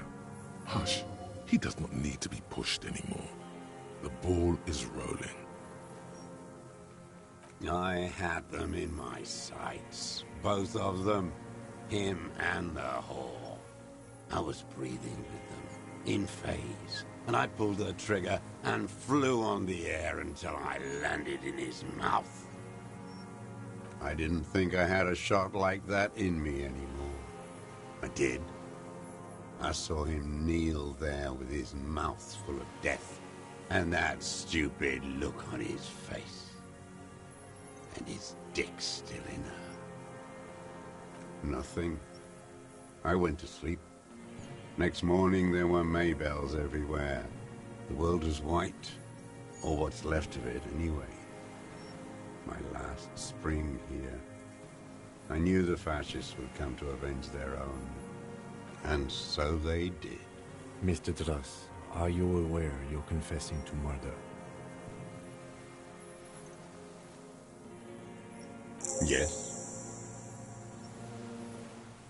And you were looking at them, the victim and a young woman, having sex, through the scope of your rifle that night, before you shot him? The old man nods. Why? Because that's what they were doing. The motive. This is where the motive is going to come from. You can coax it out of him. The lieutenant's preparing the ground. I don't understand. Do you, detective? I don't understand this part. I'm always looking. Are you always looking through the scope of a rifle? I'm just trying to understand. A rifle scope has the best magnification. And if you don't like it? Click.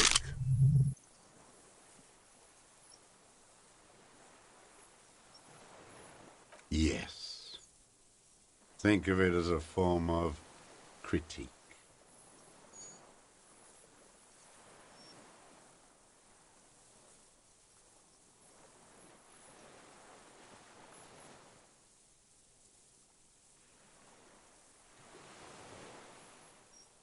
Them fucking.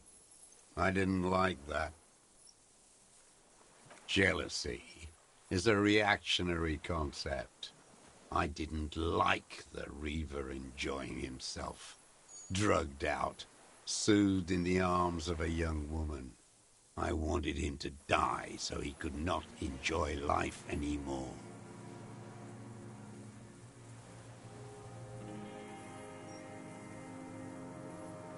And I wanted to see his head explode. That too. She should know better than to hold a child murderer between her thighs.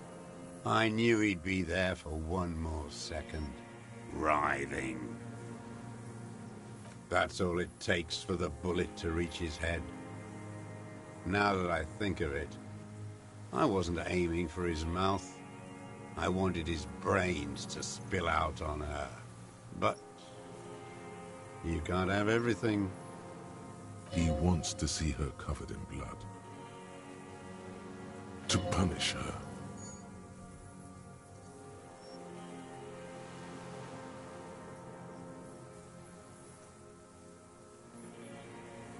Since she came to Martinez, I saw her sneaking in the reeds early in the morning, behind the Fell building. It was dark, still winter. She didn't have her skimpy outfit on then, just a spot in the night, moving. Past the Fell building on the coast? What was she doing there?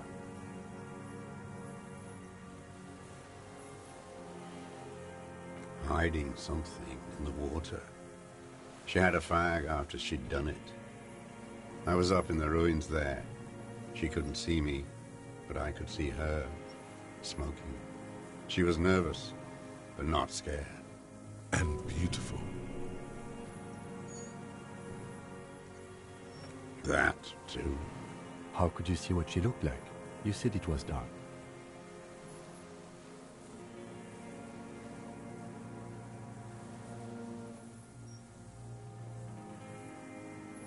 The sun came up.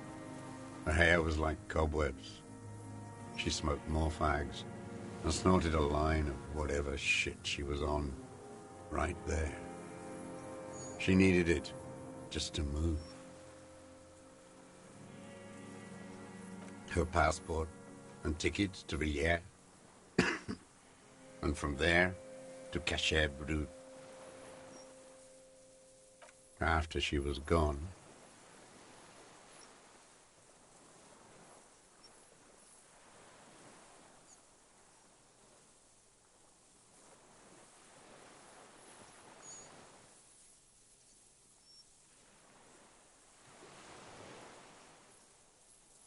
Did you keep what was in it?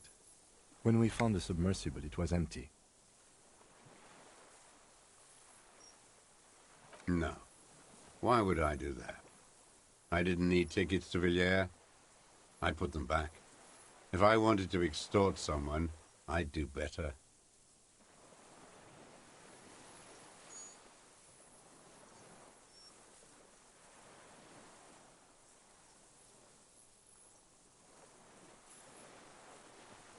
This implies that he's thought about extorting her.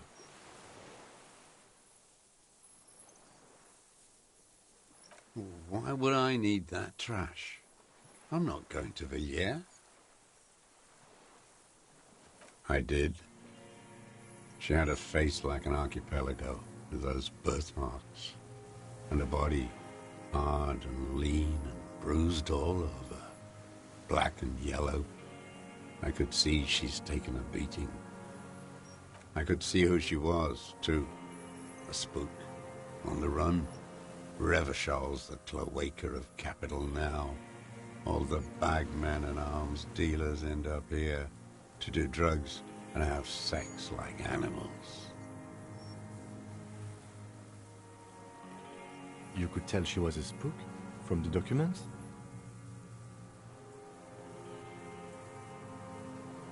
She had different color hair on the photo, and glasses. Forged. Some sordid bourgeois affair. I've heard about this kind of thing on the radio. I'm not blind, am I?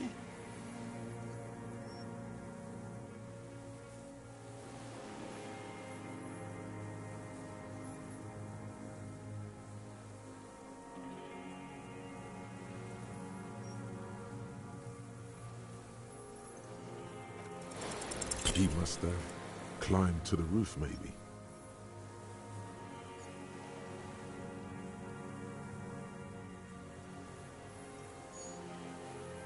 I have my ways. You've been through the secret route behind the whirling in rags. Those were your footprints. You just changed your shoes. I've been through all of Martinez. Every nook and cranny. Thank God, the lieutenant is picking it up. But that nook too? Yes, that too. The things they did in that little room. What she'd do to feel good. Funny the way light works. You turn it on inside, and it gets so dark out, you can't see a man looking in. I learned that in the 20s, when they were still hunting me. I've seen people do some shit, but... Those two took the cake. You hear the familiar scribble of the lieutenant's pen. A quick glance at you. One more loose end down. We're doing this, detective. How did you get in there? The hidden pinball workshop. I can just walk in there now after a good wash. I told you, they think I'm an antisocial. Closing hour is a good time. The kitchen's empty. You had to open the steel door in the kitchen? How? I got that open a long time ago. Some bourgeois game merchant lived there. I don't know, 15 years ago. He left spare keys all over, and I took one.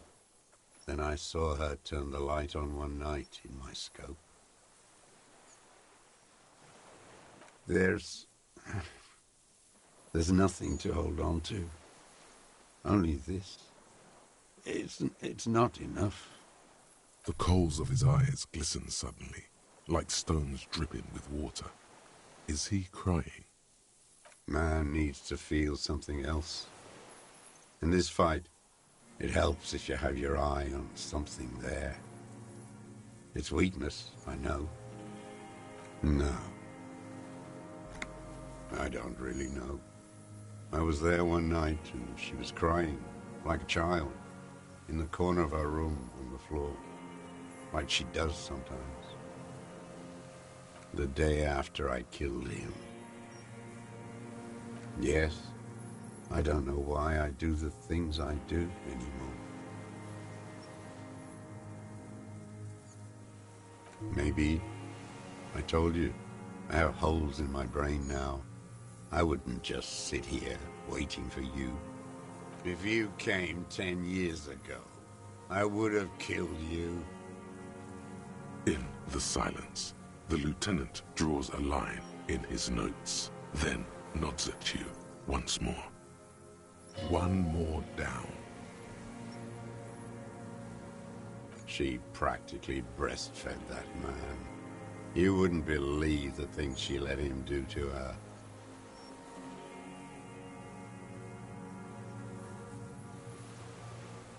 Made a little love nest up there. Sweaty linen and bottles they would use for God knows what. I saw other men there too, but I can't be sure. Even a woman once. A red-haired woman? That kind of thing is fine by the party. So is fine by me. But it goes to show you. Seems like the answer was yes. Her. The lieutenant nods at you in acknowledgement. That's it. Motive. We have it. Where is she, that Clasier? I haven't seen her there for days.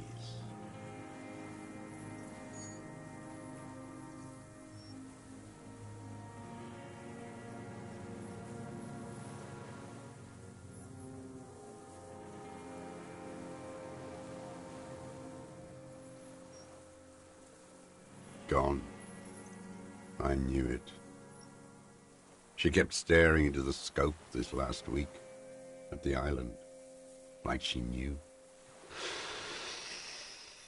She'd look at night, crying or smoking on the roof, staring right into me. It doesn't matter.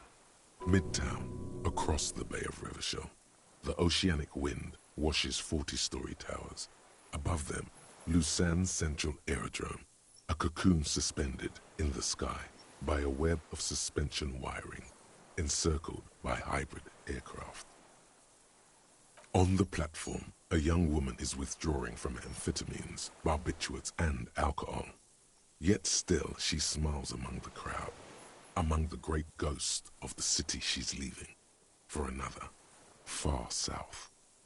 Smaller, distant, hidden, Not like the great chandelier she sees sparkle in the night below her. Street lights, towers, tenements and water, and across it a dark strip of ruins, barely visible if she didn't squint her eyes.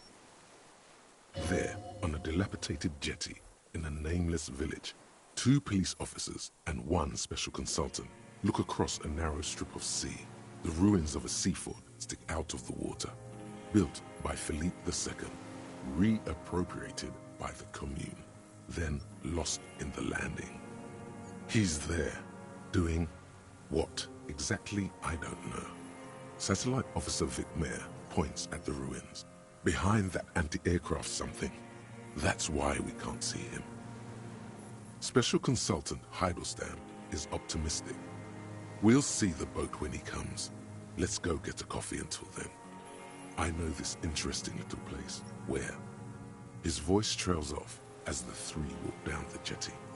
As the men go, Patrol Officer Minnow looks back over her shoulder at the crumbling fortification like a rotten tooth rising out of the water. Good luck, Harry, she thinks. You need something good for this. We could get more. We've got him talking. You could get more out of him. He likes talking. Enough. Take him in.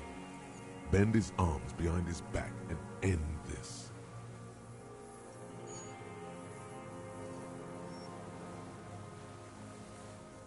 A tragic comedy. Druggies, prostitutes, and rentiers. Specifically, the whole city is a charnel house, stripped clean and draped in neon. But Martinez is the worst. Because of the racists, everyone is a racist in Martinez. It's their favorite thing to do in the whole world, listening to race-themed radio shows, in the ruins, in their lorries. Pumped full of steroids and Radio Revachol 92. Race this, race that. It's all sanctioned by that Social Democratic Union and the farce of a Social Democrat who runs it. Yes, the fly larva in his container. He let some nihilistic advertising yuppies erect a statue of Philippe III, a syphilitic murderer, on the town square, to spit on the working class. Not since the serfs of ancient Pericarnassus has history produced a more inert social class than the Martinez proletariat. The rest of Revachol at least pretends to rebuild. These people still live in ruins. In tents, like animals, like those boom-boom morons on the ice. A pity they didn't drown in that tent of theirs. The worst of them is the blood-drenched Sucrion on her yacht, licking her lips. The old whore's gone now. Her gun-toting porcelain men are dead. So, actually, no.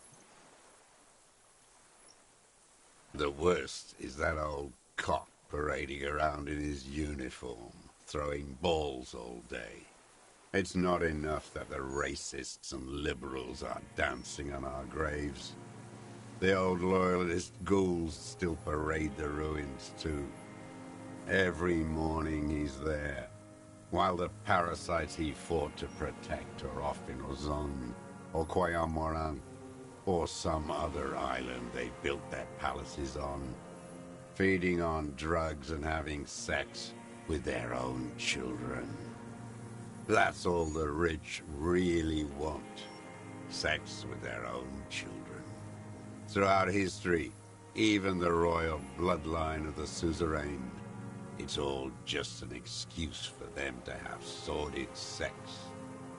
At least that old cunt, Frisell, is now dead. We did good when we pushed him under the horse car, until, in the 30s, those disco whores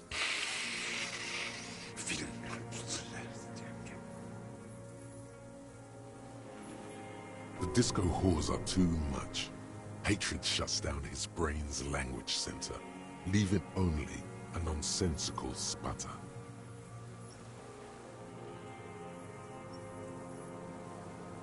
Every fucking morning for 34 years.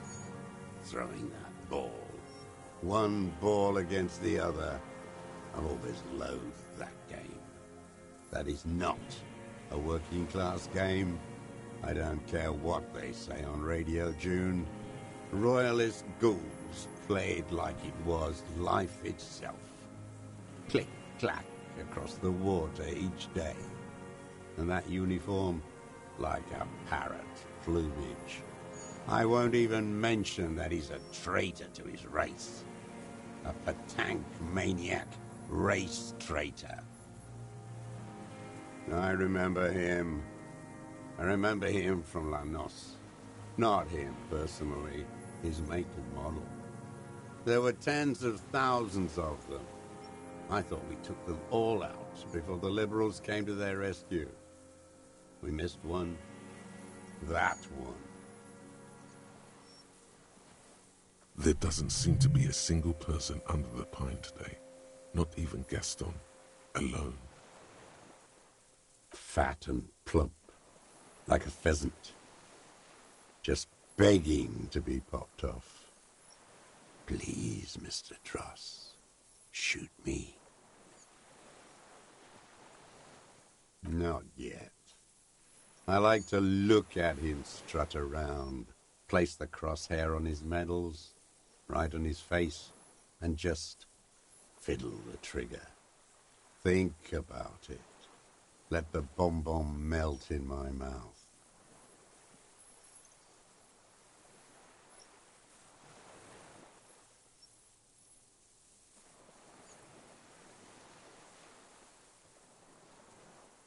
Save the treat for later?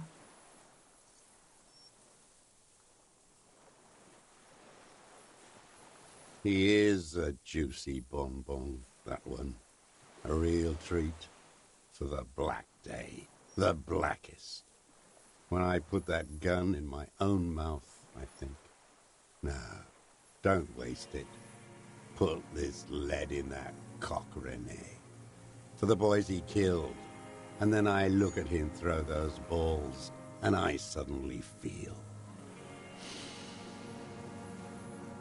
better. I even hid one bullet, so I'd always have one for him.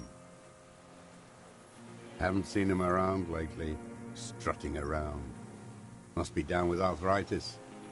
I hope it hurts like hell. I hope he sweats blood.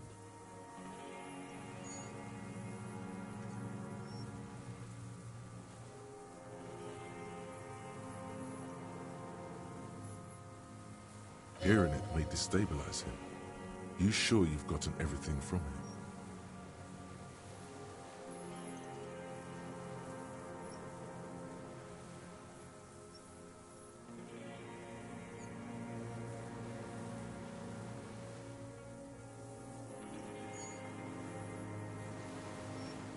No. I waited too long. I waited too long, and now he's dead? I'm sorry, Mr. Dross. I understand you knew him for a long time. They're all dead now. Fuck it. All human beings care about each other. I cared for seeing his head explode. And now, God damn this world.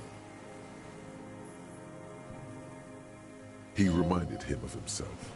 The same hatred. The same. You try to think of something else, but no. It's just hatred.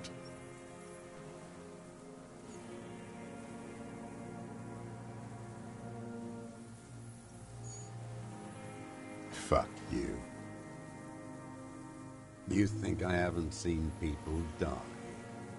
It's all I've seen them do. Fuck and die. All the other plans we had. To love, To colonize the Pale. It's all fucked. He's not okay. This is just another black day in a row of black days. Something strange is keeping him together, making him endure. I don't even care about those whores anymore. Get it over with. Take me in. Renee must have been quite a loss for him. Maybe you could still get him to talk about things that don't require as much rage, because it's not there anymore. I don't want to talk about goddamn social democrats. Traitors is all they are. Brain dead.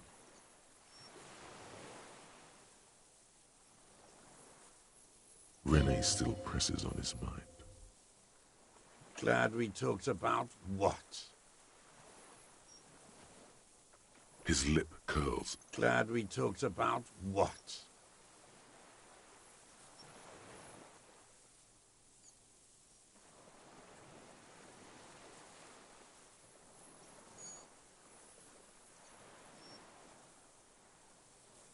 I ain't going anywhere.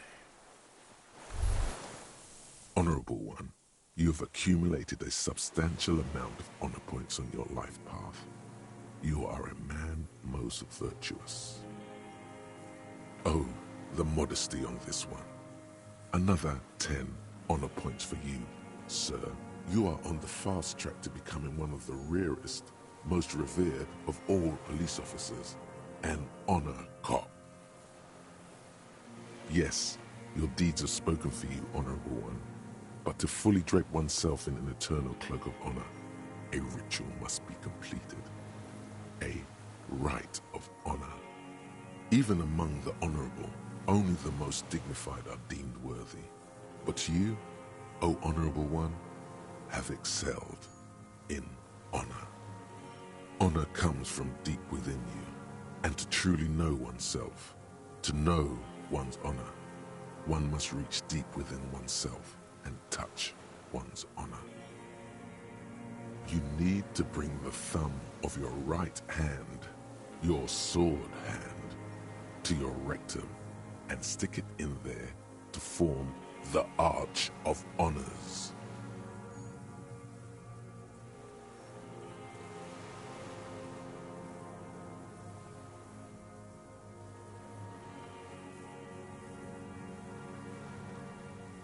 What are you doing?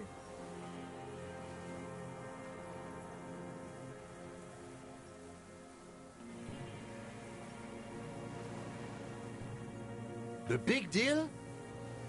I guess we really do come from different upbringings. Good. That was a lie, most honorable. Sometimes we must hide the truth from those who wouldn't understand it. The less honored ones. Congratulations, Honorable One. You have become a member of a noble faculty. A man kneels, an honor cop rises. Go forth and commit even more honorable deeds. And should your resolve ever waver, remember the right of honor. It will always cleanse a man's soul. It is an honor to serve with you, honor cop.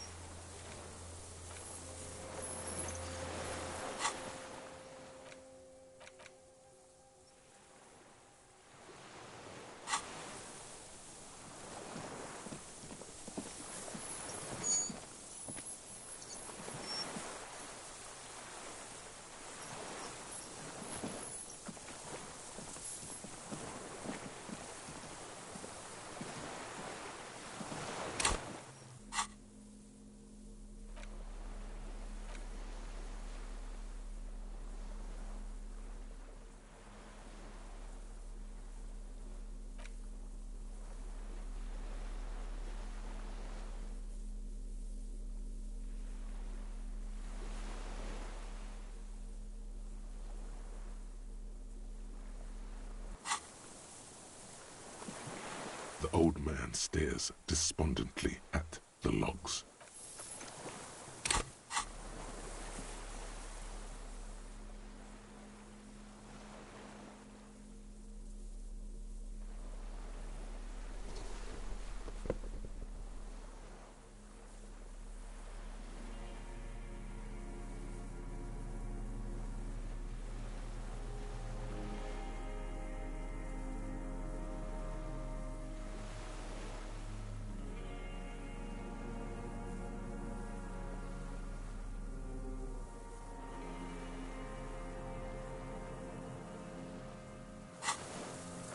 The old man stares despondently at the logs. It's like he's forgotten you're there.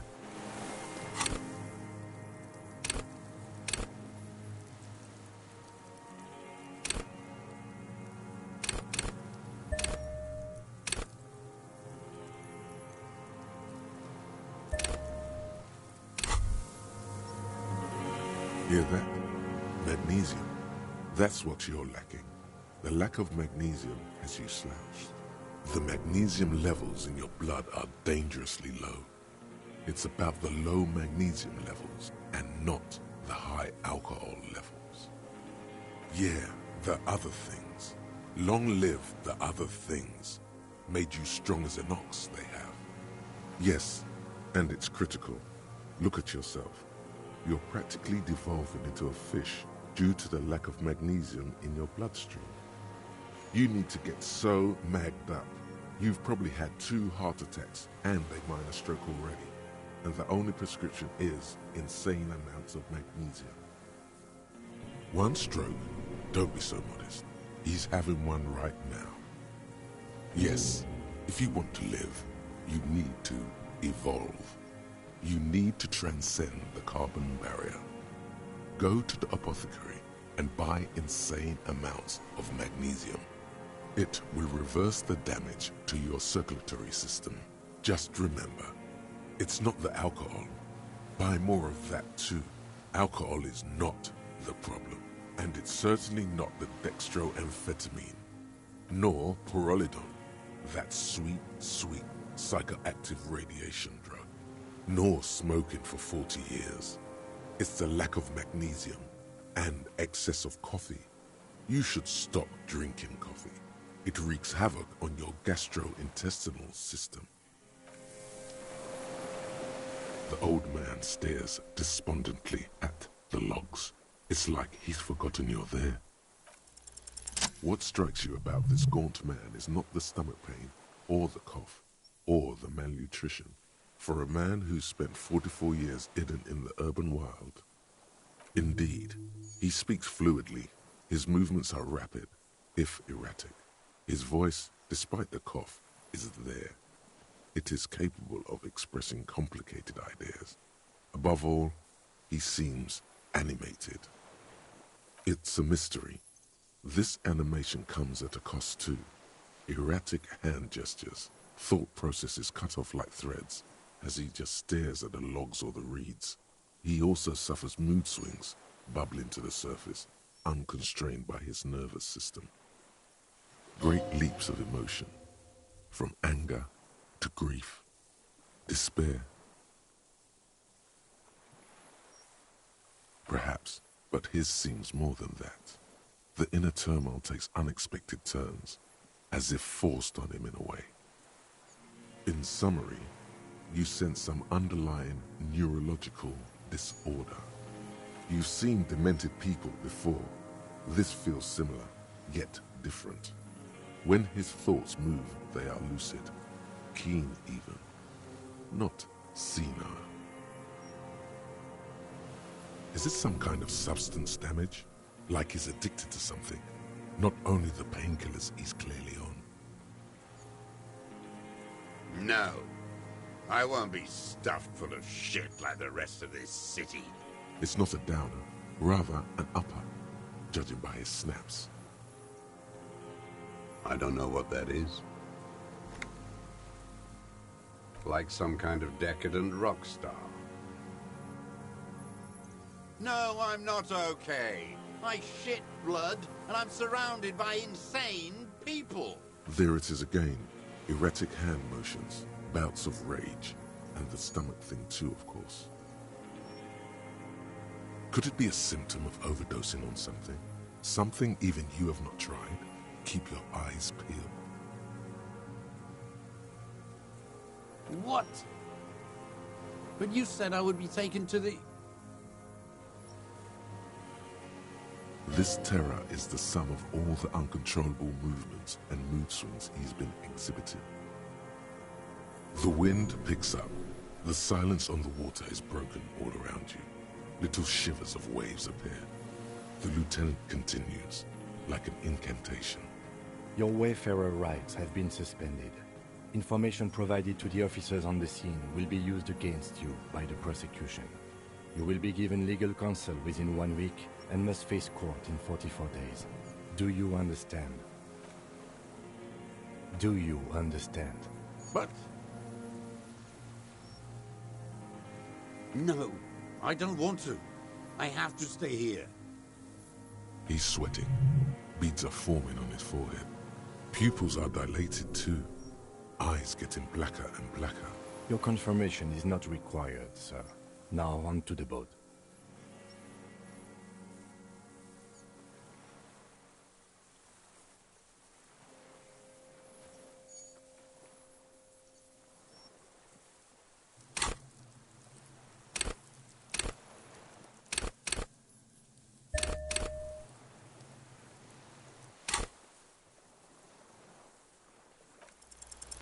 There it is again, to your north, as it has been since you came to the coast.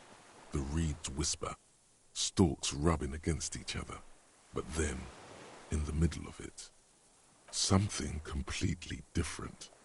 It sounds like a bow, very slowly being drawn against the strings of a violin.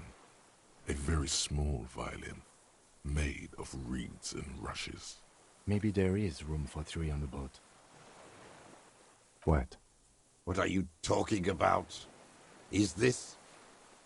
really us? Your skin crawls.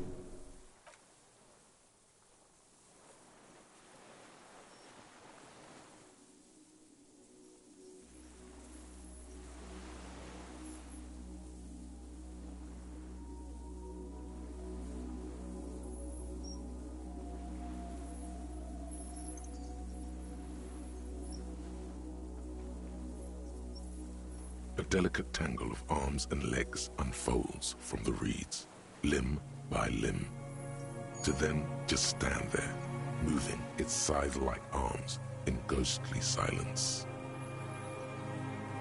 It's still there, an unfolding mechanism of reed-like chitin, hovering in place. What are you talking about?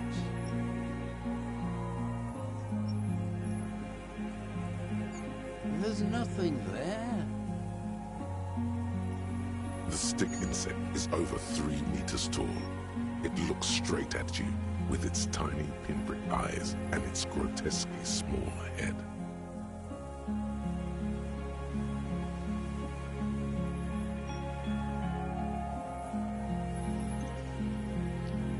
Elysium has made. Hát itt van. Megtaláltuk, létezik.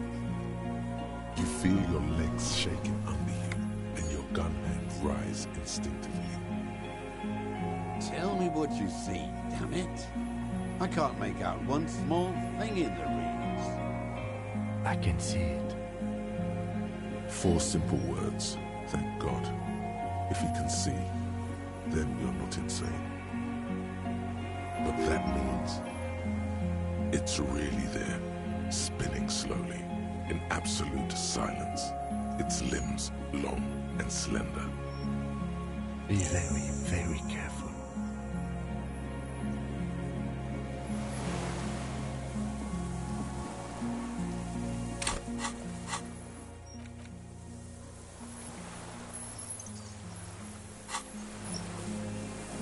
The creature stands on long stilt-like legs, antennae hanging from his head like a woman's hair, white and curled at the tips. It is no more than 5 steps away from you. Reed-like tufts stick out of its joints. As the insect moves its forearms, it produces a faint hiss, like a reel-to-reel machine spinning after the tape breaks.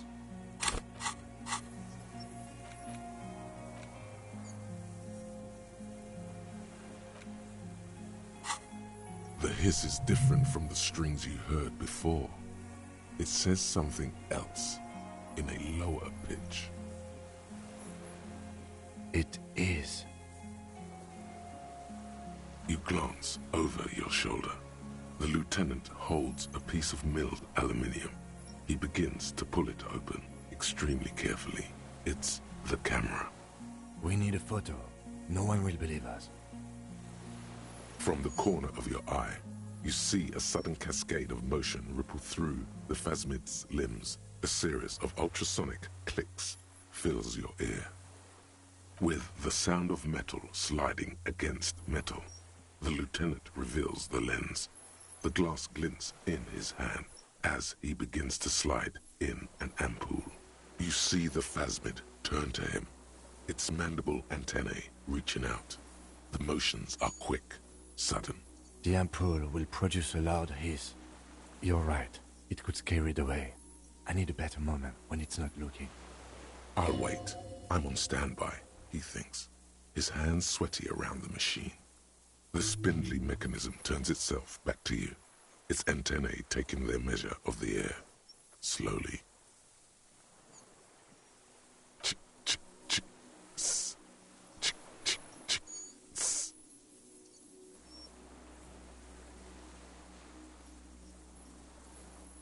We can't just leave it standing there. We have to do something, Detective.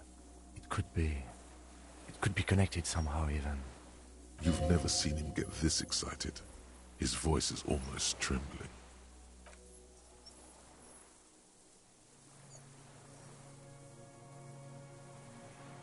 Nothing changes in the cyclical braying motion of the creature's limbs. They are porcelain white on the inside and reed-colored on the out, beige, light brown, and striped. You are unsure if it is scared or not. Its insect mind is impenetrable to your reasoning. We can't just... You've never seen him get this... We can't... You've never seen him get this excited. His voice is almost trembling. Erre nagyon kevés esélyünk van, úgyhogy ez szerintem szívás lesz, de mindegy, megpróbáljuk.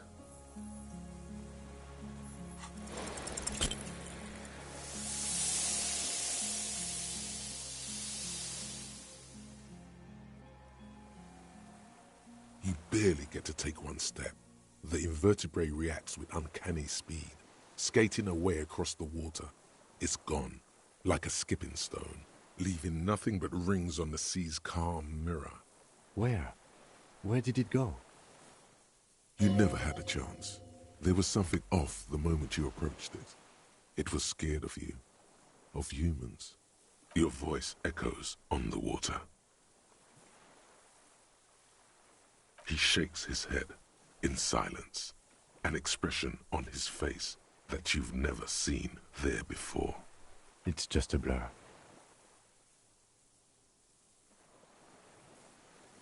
I don't think it had anything to do with the Osprey. It was just scared. There is uncertainty in his phrase. Am I? I don't know. I'm not an entomologist. Neither was the parascientist. The only thing I'm sure of is we saw it. It was real.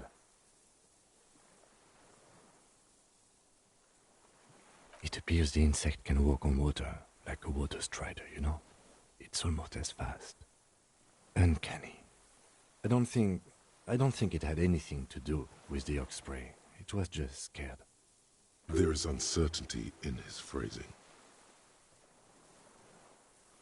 Okay, but I'm not an entomologist, okay? Neither was the parascientist. Who knows? The only thing I'm sure of is we saw it. It was real. No, it's gone for now, Lieutenant Freighter. What now? In some kind of strange, semi-catatonic state. Our suspect's not looking so good. We should check him over. Also, it looks like it has some kind of nest there. Maybe there's proof in there. In the reeds, where the phasmid was hiding, you see a little flash of white. Porcelain white. Regular law official. You've done it, Harry. Whatever else you are, you're also boring now. It was not easy. You spent most of your life trying to funk up every nook and cranny of your personality. When someone says something political, the first three thoughts in your head are a ludicrous hodgepodge of communism, fascism, and stock tips. When they ask you why you did something, it's superstardom, apocalypse, or the mea culpas of the flagellant cop monk. It's not easy reaching for the fourth option, the normal one, but you have. And now you're not just crazy, you're also boring.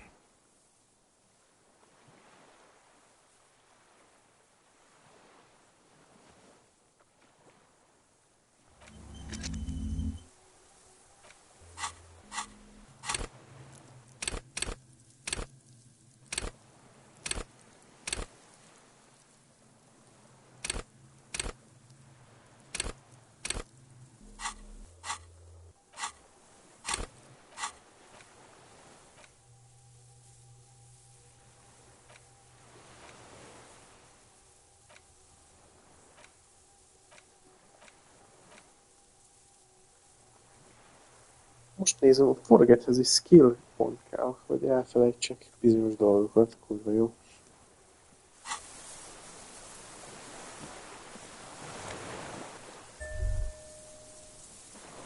Brother, you've managed to collect all the armor pieces. Too bad it's too late for the big showdown. Indeed, you found it all. Now your mortal coil is completely protected. Few cops are this futuristic.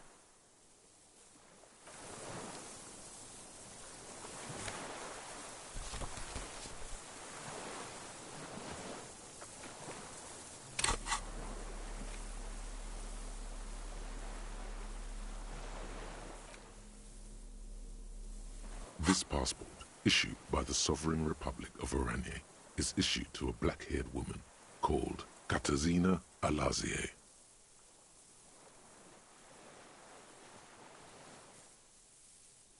Classia's hidden documents from the empty boy. It's Klasia, with short black hair and glasses. She looks boyish, younger somehow, an old photo, before life came and did what it does. Maybe our man, Mr. Dross, took it from Classia's, or whatever her name was, hiding place, or... Perhaps, but that still doesn't explain how it got into the nest. Like a magpie? What a coincidence. Then it would also have collected the other objects, which would be highly unusual. By now, the lieutenant has accepted your unusual methods. I can see how the helmet could wash up on the island. And the scope. Maybe Mr. Dross lost it. But to seek this out would be very unusual behavior for an arthropod. Would it? Maybe it was simply curious.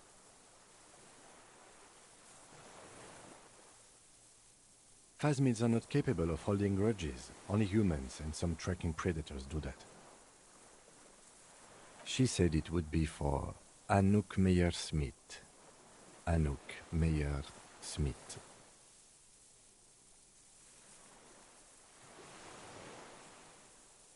No, she lied to us.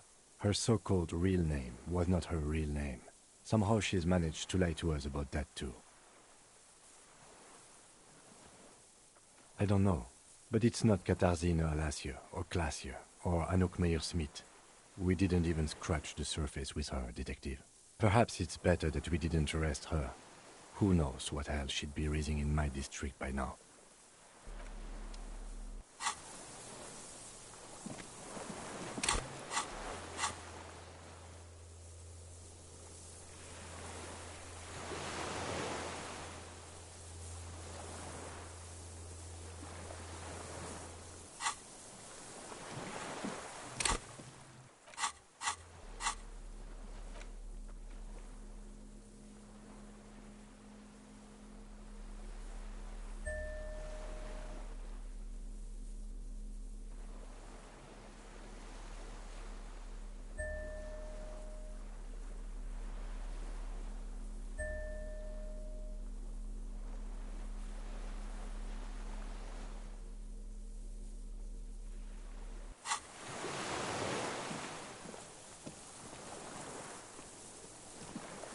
What is it?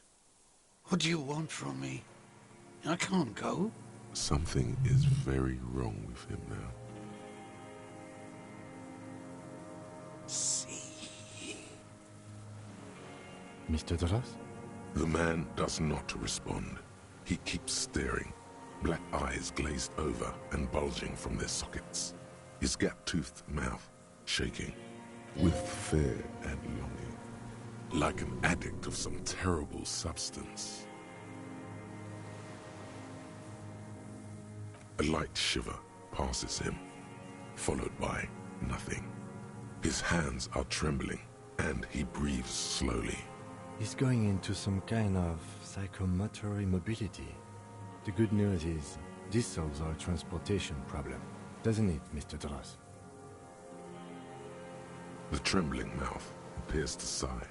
Between this and the broken tire he's used for a boat, I think it's safe to leave him here, while we go and get help. It will need to be medical first, I'm afraid. He stares into the reeds. Your words don't stir anything in him. Perhaps you should. Nothing. Just dull staring. Not even rage left, wherever he is. The last embers have gone out. The war is over. If Kuno kicked it into the sea, as he said he did, the ebb would put it back here. This makes sense. Mr. Dross could have picked it up. Or the Phasmid even. If it did, this is incredible. No reaction. His breathing is slow, and he appears very old all of a sudden. Around 80. Did you take this passport and other papers from a boy on the coast? The spirits. He hears us. The spirit? No reply. He's gone again. Try something else? We got him back for a moment. I lost. He turns his eyes to the reeds again, as he's done so many times. Beige and white stripes. He lost the scope. Then it somehow made its way over there. With the help of a magpie Phasmid. This sight is a T9, Mr. Dross. Was it attached to the rifle when you made the shot? Silence. Not even a sigh. You've gotten all you will out of this poor being. The plastic cape flaps around his face in a gust of wind. His back is slouched and his mouth open. The blacks of his eyes are receding. His pupils are returning to normal. The strength has all gone out of him. Just frail old bones in a sack of tracksuit trousers and a windbreaker. Old age and shock. The appearance of the Phasmid in conjunction with the stress of the arrest. He spent his entire life here. For him to leave would be... We should think about getting back to the mainland. To get help. He'll be safe here, if we don't take too long.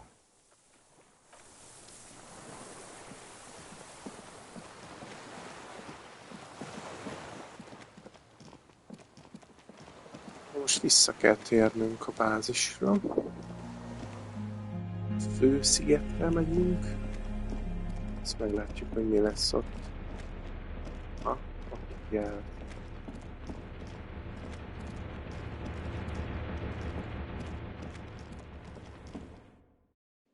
Hát ez a nagyon hosszú utazás lassan a végére ér, gyerekek. Olyan durván.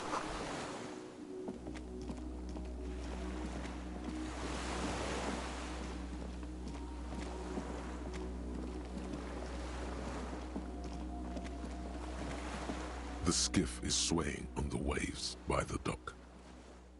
Let's. We are done here. The skiff rocks gently under your weight as you get in. The ride back is uneventful and quiet. But for the sound of conversation on the water, there is someone inland waiting for you. Two men and a woman stand on the concrete square of a nameless village, looking at a small yellow boat as it draws closer. The sea is calm. You reach the jetty and climb out of the skiff.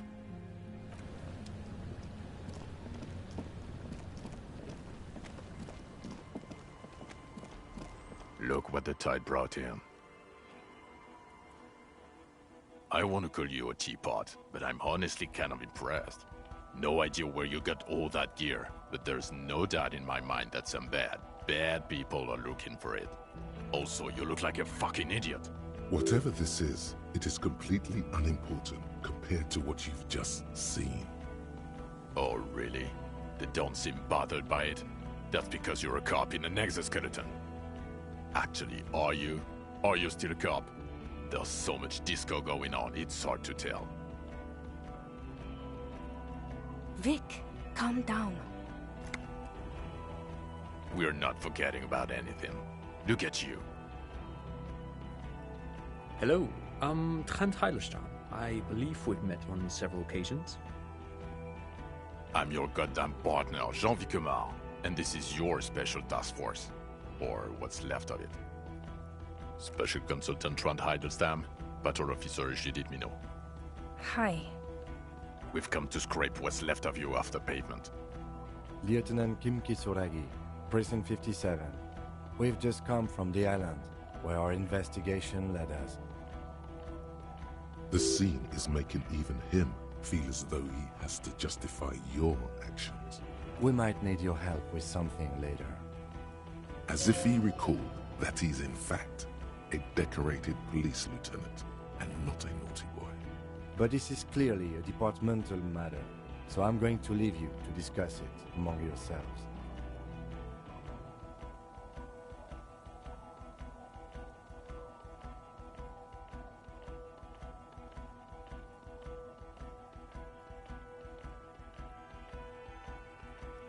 It's good to meet you, Lieutenant Kitsuhagi.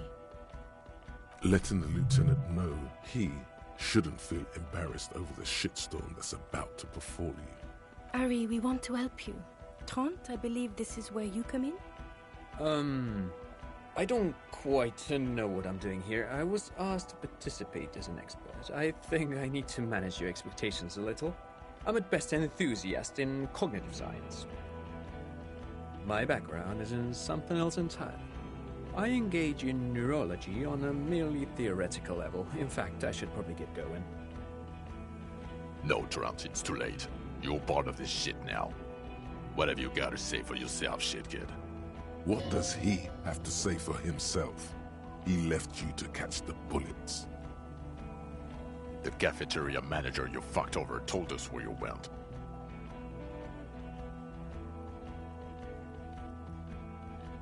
Speaking of which, the giant aerograffito in front of the building. The one that's burning. Did you do that?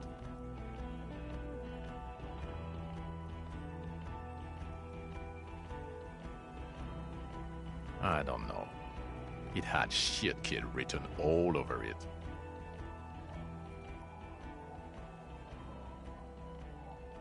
Guilty as charged. I heard you'd lost your mind and your memory. I wanted to see if it was true. And it was. Good work, Harry. You're insane now. There's one less person for me and everyone else to rely on. He was too sarcastic for you to realize who he was. I'm clinically depressed, Harry. Sorry if I wasn't in the mood to batter you up after you told us to fuck off. Did you? Or did you literally not recognize my face? We've been partners for how long, Harry? Don't answer that. You don't remember. Judging by the familiarity you feel toward him, 2 years minimum? Or maybe a short but close stint on the task force? Yes, I'm Trent Heilerstam. I never said I wasn't Trent Heilerstam. Mikhail? Mikhail is my son. No, I was just interested in the Feld building and the Martinez beachhead. And Mikhail wanted to see Martinez. It was a coincidence. Him being there with his son, it was not a coincidence. It's difficult to see, but he was worried about you. And also interested in the Feld building. What indeed? I was asked to share my take on some of the more obscure theories developed in Königstein in the 30s. Like partial psychotraumatic amnesia, group personality theory. He's here to see if you're insane. He is smart. Let's move on.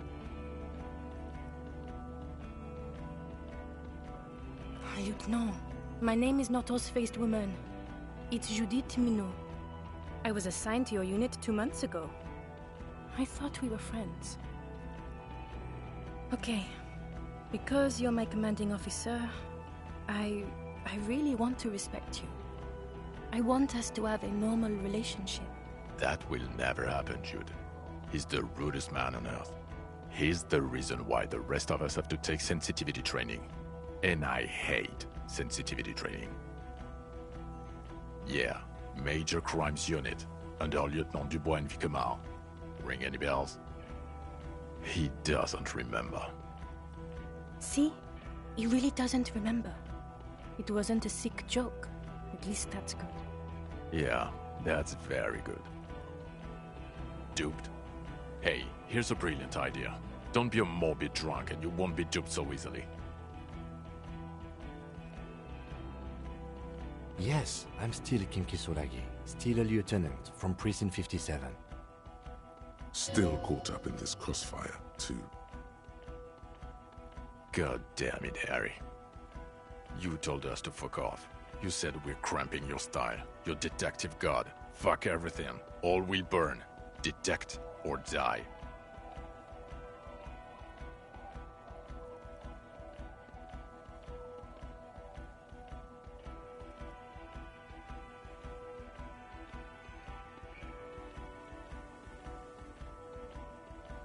Yes, you're sorry. You're the sorriest cop who ever lived. Nothing has changed, Harry. I've heard this repentance shit 1,000,000 times over. The bells aren't ringing because you have brain damage. Trant, this is where you come in. How bad is it?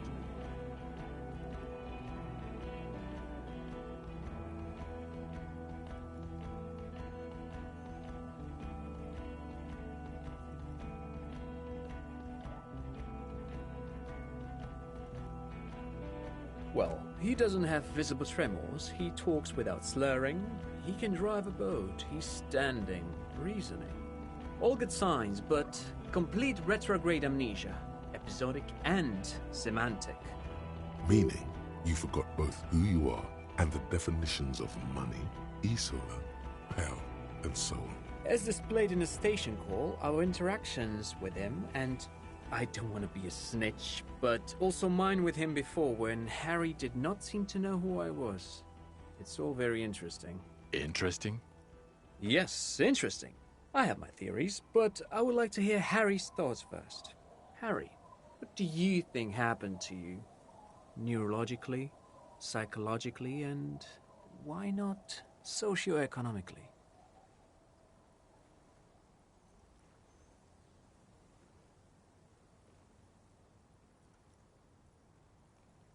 Psychotraumatic amnesia, Trant?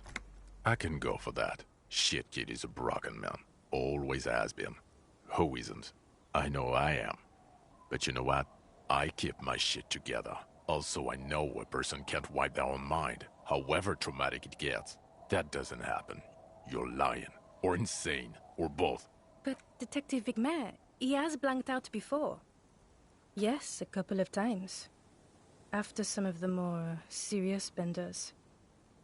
One was after the two drunks case, the other when we looked into that mural. The two cases in your ledger. The unsolvable case and the Next World mural. Those were recent. Those cases were hard on you. Interesting. So at first he dipped his toes into it, prepared. That's where he would have gotten the idea, yes. Practice. And then he used alcohol to get there, so to speak. What do you mean? Well, here's my theory. What if this is an absolutely normal reaction to the world we're living in? What if this is not a significant anomaly at all? Something to be explained, approached as a defect? Look at the sensory input here. Look at the ruins, the neon, listen to the radio, the multitudes, the people. Live here for 40 years. As a police detective, he's like a magnetic reader on the world team, to borrow a known metaphor. Harry's been pushed flat against it. Total input. Szia, Dominik. Igen, visszatértem a szigetről. Úgymond megtaláltam a gyilkost, letartóztattam. Most pedig kiderült, hogy ez a drága úr, ez nem is tudom, valamilyen pszichológus vagy Seattle, vagy valami. Mindegy. Szóval az a lényeg, hogy neki a segítségét kérték a mi társaink. És kiderült, hogy amúgy nem csak úgy véletlenül jött. Kiderült, hogy a fiát azt azért hozta el, mert tényleg érdekelte a Fiat Martinez. De hogy velünk volt bizonyos szándékai. Hardwired to the free market. He just needed for its end. Okay, Trent, thank you. That's absolutely meaningless. I'm glad we brought you. Will he or will he not be able to work in the major crimes unit? Is he a cretin now? I want to know that. He's not a cretin, and he is able to do work. If not in his previous leadership role, then as a line detective.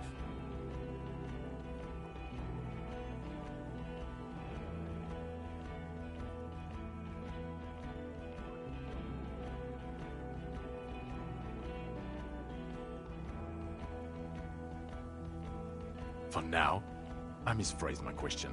It should have been, is he able to put his clothes on and use the body? Or do we need to get him on a disability pension? They can keep that pension. You're rock solid. You can put your clothes on hard. Now nothing. Now we're just going to stand here. No, now we discuss that.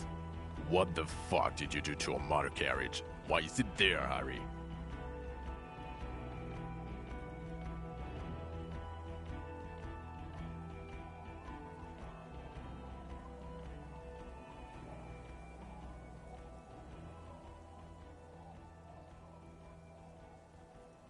Ha ha ha. Ho ho ho. Tequila sunset. Not sunrise because you're almost dead. So funny, Harry. Thank you for fucking me. Thank you for destroying 45,000 real of police property that's coming out of my payslip. You know that, right? You're gonna get fired. And I'm gonna pay till I die. It doesn't matter. Your badge, Harry. Show me your badge. In a rush to demonstrate your badge, your eager fingers can't sustain a grip on the smooth plastic, and the badge slips out of your hand.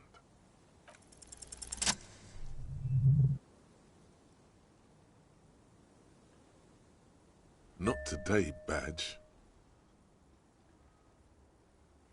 And your gun? As if having your badge and gun are natural stakes, not achievements. He has it. And he didn't drop it.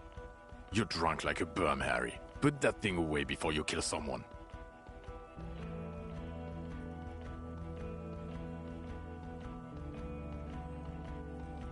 So you forgot to drink? I don't buy it. Why do you smell like a corpse then? He's wounded. It's been a long week, and he's handled an actual corpse. I don't believe you. You're drunk. You let a suspect escape, a certain classier, because you were too drunk to assess a flight risk. We've read the report, Sari. Lieutenant Kitsohagis. We know.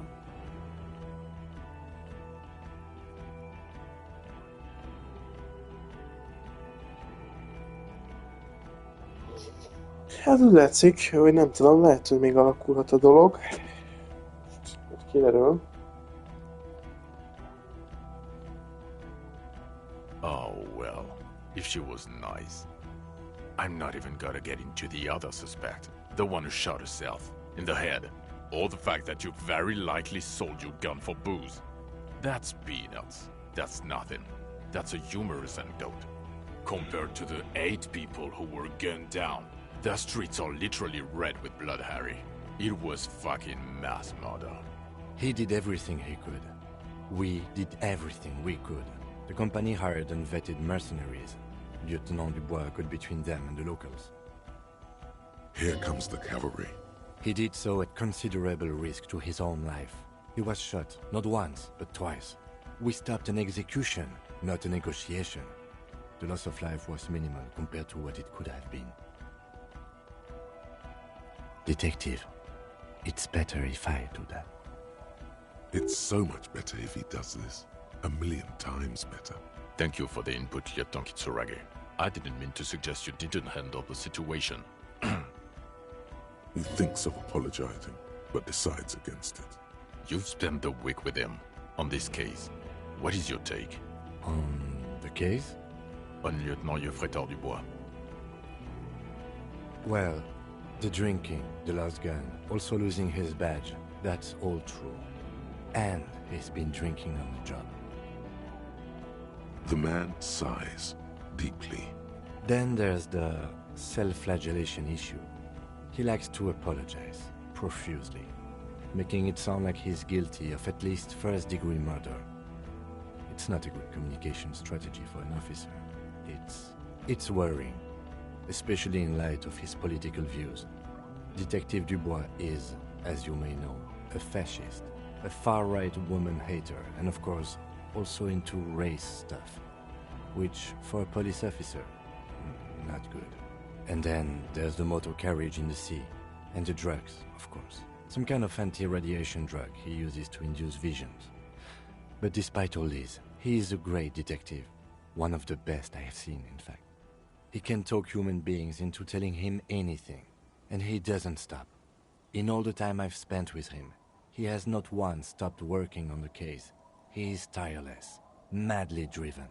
Well, except that one time when he stopped to sing karaoke, which, by the way, I have to disagree with you, Mr. Vicmar, was a valiant effort. He really sang his heart out. Hát az eredete sajnos muszáj volt, mert volt egy gondolat, amit meg kellett csinálni ahhoz, hogy tudjam folytatni tovább a sztorit. Úgyhogy ja, az is lettem. Okay, he did something.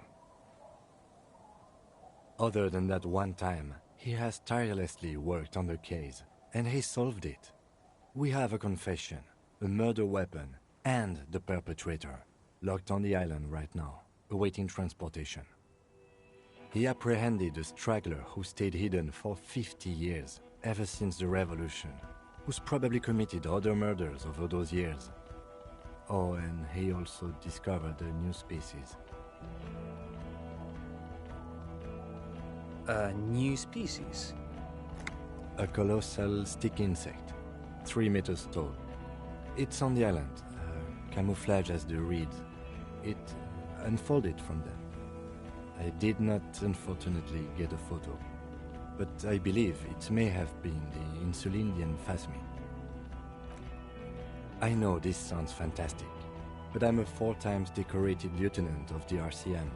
I do not make up encounters with cryptids to spice up my day. I am very, very sane. I don't doubt you, Lieutenant. If you say it was the Insulindian phasmid, then it was the Insulindian phasmid.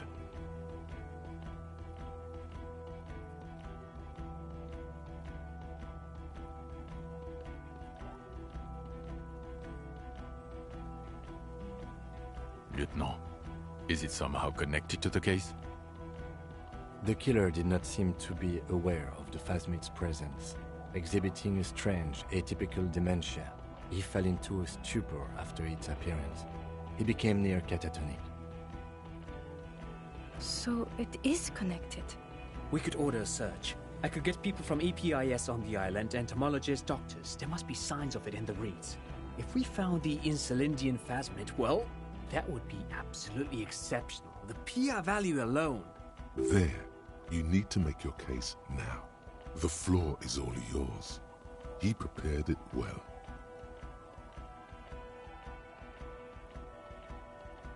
Lilianovich. A revolutionary matronym. The custom started in Grad, where they have patronyms. Krasovich, Lasovich, etc. The revolutionaries saw this as a chauvinist atavism, so they used matronyms, derived from the mother's name instead. This man's mother was Lilian, his Lilian's son, Lilianovich.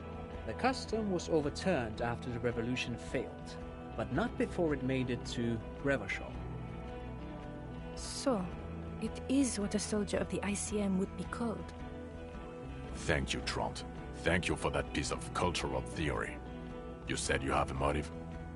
Of course, excuse me, I just thought it was noteworthy.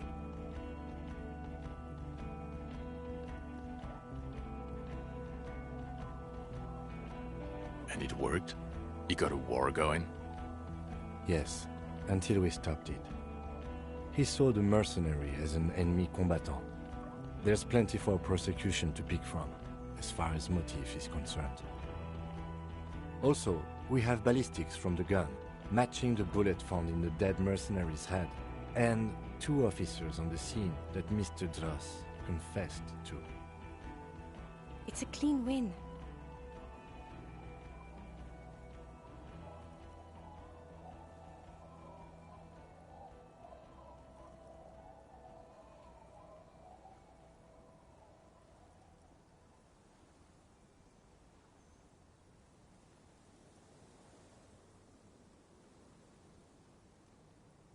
Perfect folding mechanism.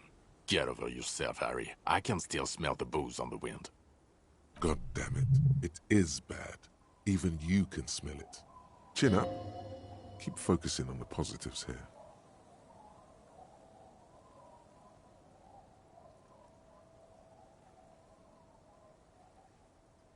Yes. Fallen through a gap in a boardwalk. Drunk. The body was transported to Precinct 41, our morgue. I had Tilbrook and Mullins take care of funeral arrangements and family stuff. You're not the only cop in the world, Harry. This all comes back to us. Still, good work with the missing person, Detective. It's still a point for you. No denying it. Female? What makes you think so? You had to see it. It had the subdued colors of a female. And the nesting behavior too, I think. Incredible. Were there eggs in the nest? Not as far as I could see. There were other things there, though.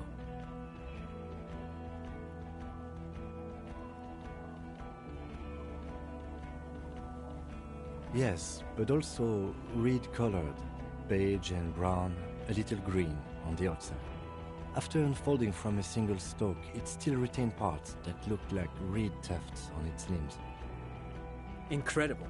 It's a toughie that you don't have a photo. This would look very, very flashy in the papers. None of it says vigilante murderers to me at all. Great PR. I tried to, but I only got a blur. Ouch. We can still work. Cop discovers new species in there. I know a good guy in La Majeste, but only after the École Supérieure people find it. This cannot be done by French people. It needs to be white coats and glassware for this fly. We need professionals. You're doing good here. Perhaps only for a moment, but still. Quit while you're ahead? Or no? I don't want to, but you discovered a new species and solved the murder. So I have to. Jude? Honestly, anything that ends this trial is okay with me. Agreed. The public relations potential of this is too valuable to let go. Okay. We have vehicles in the square, and the perpetrator needs to be taken into custody. Let's go. The man looks westward, impatiently. Jingling his car keys in his pocket. Who are you? You're a gym teacher, Harry. Well, obviously you're not a gym teacher anymore, but... Before you were a cop, you were a gym teacher in Coron. It's getting really cold outside. Should we maybe...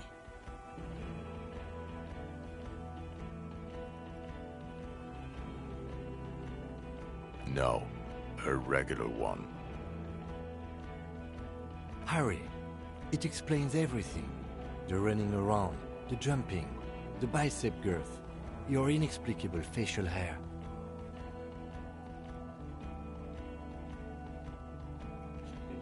Én voltam a tesi tanár a Virággimnázium. Nagyon jó.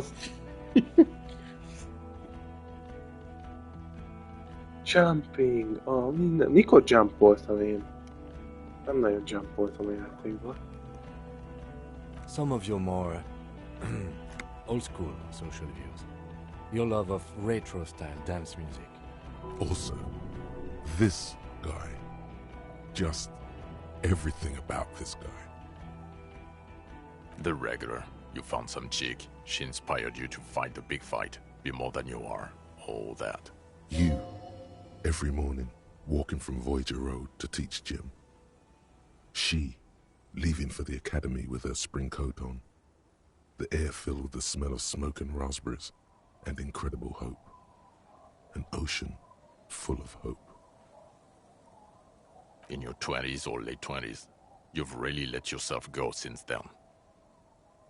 Yes, you taught gym in school. I believe that's the term. Taught gym at a high school. You were a high school gym teacher. The smell of sweat and glue. The worn floorboards. High school.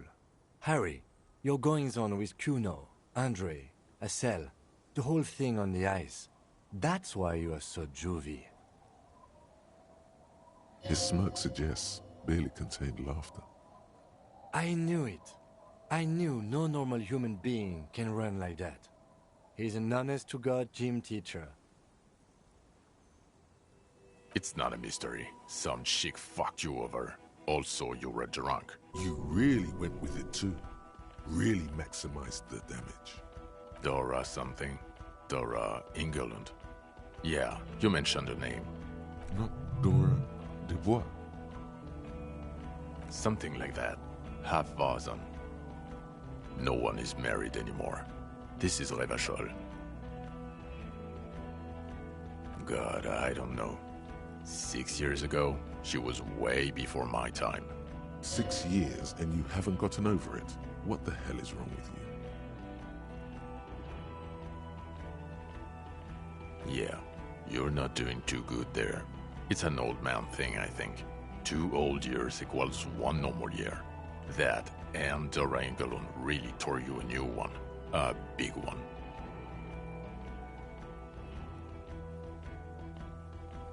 Most tisztázódik benne az, hogy miért vagyunk ennyire sekhülyége egyben izomagyúak. Na hát, igen. Incredibly bangable. Arra vagyok kíváncsi. Ha ezek közül, ez mondja, Physics 4-es, meg a Psycho, de mi lenne akkor, hogyha ez máshogy lenne? Tehát akkor esetleg akkor is tesi tanár lennék, vagy akkor valami más találnak ki a játék? Mondjuk Motorix-nál valami idé lennék órás, vagy valami jó a kész technika, hand-eye coordination, nem tudom. Szóval most csak így tippelek. Extremely fuckable, Harry. Gorgeous. A gorgeous bourgeois woman. Wayfish. Like a Welkin, basically. Snow Welkin. Blonde Welkin. Pain Welkin. I've only seen a picture, but it's obvious you formed a real spiritual connection with how pretty she was. One you never recuperated from. Look, the sun is about to go down. It's time to go.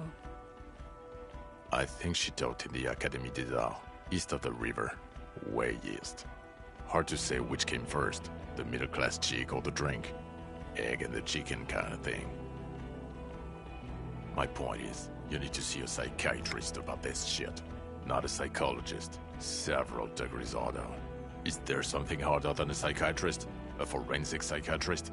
Go talk to that. In other words, he's heard enough about this. Us? We're the bloody murder station, haven't you heard? We're the bad guys. No one likes us. That's not true. Jamrock is too big for one precinct. You're just understaffed. And everyone respects the 41st. You have Captain Price. Thank you, Lieutenant. You're being kind. It is an understaffed station and the district is too big, which is why we need to... Get back to it. We left Torsen and McLean to run the Sea Wing. It's not good. God. There are 4 wings, Harry. A, B, C, and D. We're in C. It's made of losers and clock punchers. You and I reconceptualized it as a task force.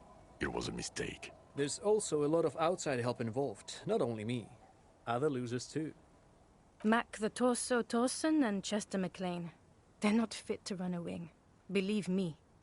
Things are shaky as it is. They are damn iconic though, Torsen and McLean. Yeah, not like us. 2 clinically depressed old men. Where's the contrast here? We are garbage. Ptolemy Price? He's the son of the old Price, one of the founders of the RCM. He's one of the most highly regarded men in the force. You're lucky. Somewhere under the curved roof of a former silk factory, shaped like a ladybird with 2 chimneys, Police Captain Ptolemy Price sits behind a heavy wooden desk. Resident medic Nix Gottlieb pours him coffee. It's silent in the captain's office. They speak of change, the city, the tension on the streets. They speak of the events of April and the blood on the streets in May. So he remembers that. Yes, there may have been a raid on some churches. It wasn't good press. Shooting up churches never is. I was out of town, to be clear. Our enemies were hiding in a church, to the best of our information. That's it. I'm not talking about this anymore. Your security clearance is shit tier right now. You have to wait for it to go up. He means it. The RCM and its enemies will not be discussed on this coast. Your clearance will not go up while you're within earshot of the Union headquarters. Okay. It's not the bloody murder station. It's an old converted silk mill with green desk lamps and a coffee corner. A lot of good people work there. Hard. Every day. Jamrock is the largest ghetto in Rivachol. Faubourg, technically, but it's divided into 11 districts. Jamrock only has us. The press will blow over. Jamrock is lucky to have you, and it's often considered to be the greatest of the districts. You're lucky to have it. Thank you again, Lieutenant.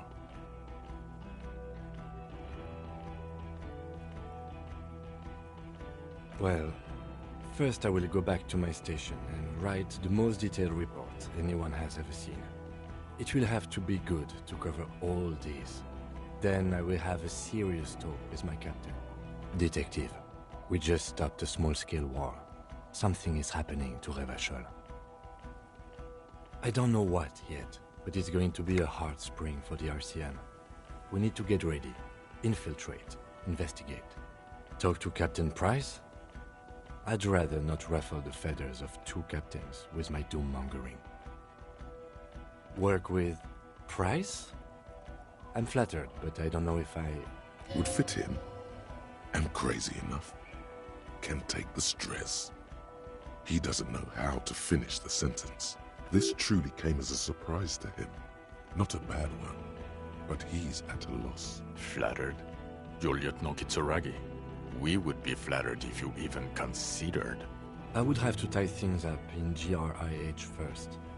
But, I mean, whatever is coming, Jamrock will be more central to it than the harbor. And we also have a huge caseload, Lieutenant. Piles that we need to get back to. Mountains, even.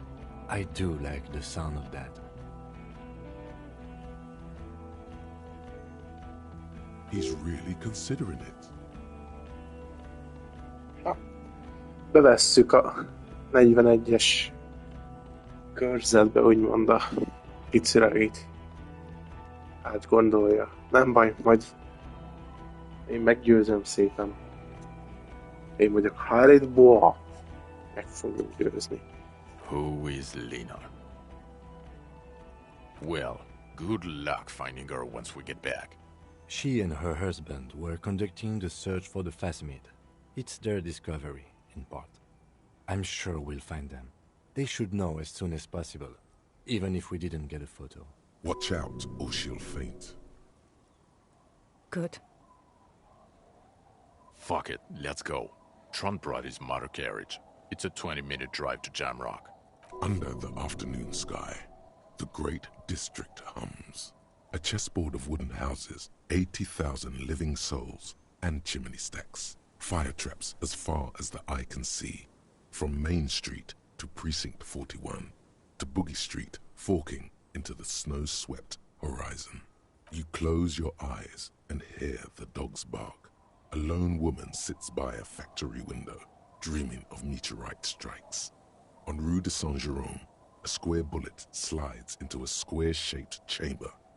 In Old South, a man without eyelids smiles. Spring has come. It's time. Dawson? Yes. McLean? Yes. Heidelstein? No. Vicmere? Yes. Dubois? Of course. Really? Nix Gottlieb looks up from the list. I hear he's quite unstable. You say that like it's a bad thing. Captain Ptolemy Price gestures with a ballpoint pen. It's dim in his office, and the curtains are drawn. Harry's our man. He'll pull through, and when he does, he'll side with Revachol. Understood. Gottlieb returns to the list. Minnow? Of course. Wonderful. Then can we please just go back to Jamrock now?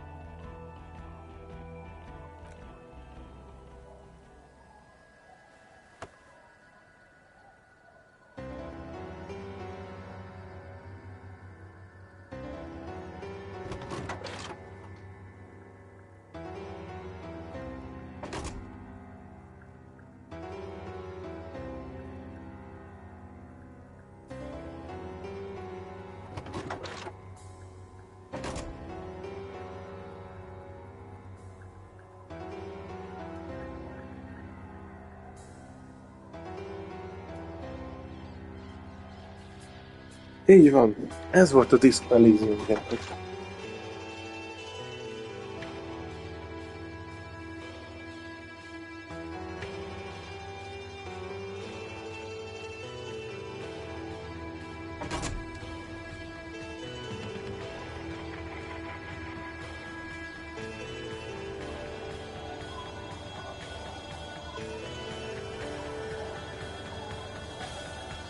Nagyon.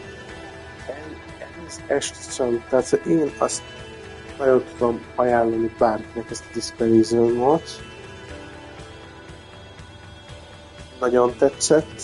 Tehát, hogyha én ezt nem extrából töltöttem volna le, és nem szorítottam volna azt, hogy bármikor kivehetik a játékot, hanem megvettem volna, akkor még lehet még több időt ölök bele a játékba. Az a baj, ami a játékban egy első végigjátszásra nagyon nehéz. Tényleg. Bárki, aki már szereti a story gémeket, igen, ez benne van a dologban. De szóval a lényeg az, hogy első végigjátszásra szerintem nagyon nehéz lehet érvényesülni a játékban, de nem tudod, hogy állj neki.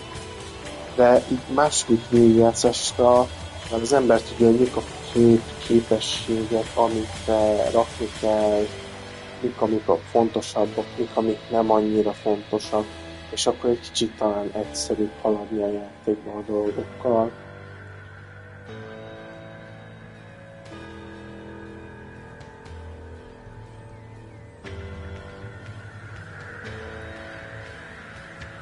Igen, és mikor jelentik be?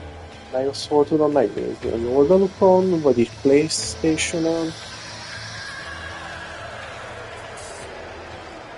Viszont ami nagyon varázslatos volt, tehát ami a játéknak ez egy tulajdonsága, hónap közepén. A játéknak egy nagyon komoly tulajdonsága az, hogy nagyon hamar megy el az idő. Tehát, hogy így beszippant, és utána azt hiszed észre, hogy baszki eltett 3 óra, mint most is. Aha,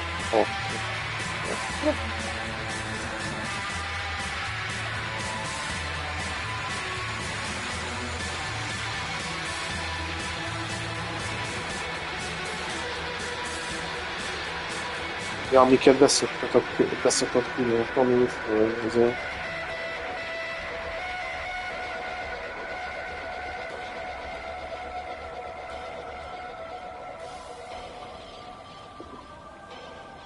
Szóval nekem mindenképp megérte a játék, nekem nagyon tetszett, és ezek a kicsit ilyen RPG-s stories gémek úgymond úgy látszik, hogy az én műfajomnak mondható, tehát amiben így rohangálni kell, vannak azért képességpontok, amiket el kell költeni, bár azért ez egy nagyon egyedi, igen, pont most írom, hogy egy nagyon egyedi RPG játék, nagyon komplex, nagyon bonyolult,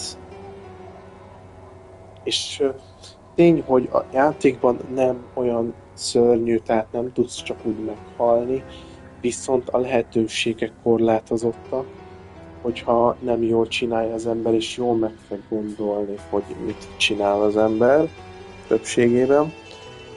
Rengeteg skill pontot fog kapni az ember, de például én alig költöttem képességekre, csak akkor, hogyha tényleg kellett, de ezt lehetett volna jobban is csinálni, mint ahogy én csináltam. És ki tudja, tehát, hogy még annyi lehetőség van így is a játékban, tehát néztem videókat, valaki például össze tudott haverkodni Kunóval, és konkrétan volt úgy, hogy Kunóval lehet menni, tehát a Kuno lesz a társad, és ő megy veled, nem pedig Kitsuragi, vagy valami ilyesmi. De pontosan részleteket nem tudok, de azt tudom, hogy a Kitsuragi helyett a Kuno van veled, ez a kis kölyök, és vele rohansz. Tehát, hogy eszméletlen, és még nagy a világ ennek a játéknak.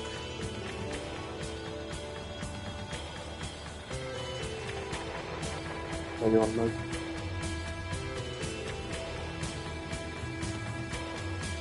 Ha pörgülges meg darabod a szista ellen, azt én pont nem próbáltam meg, mert elég kevés volt az esélye, hogy sikerült.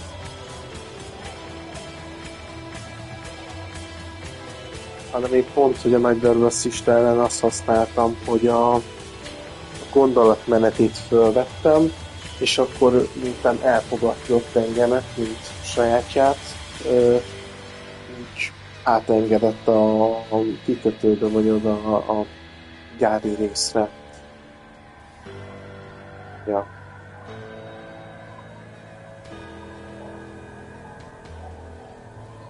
Nem hiszem, hogy én még egyszer ki fogom játszani a játékot, mert itt igazából földtörténetben ugyanígy történik a dolog, tehát szerintem az nem változik.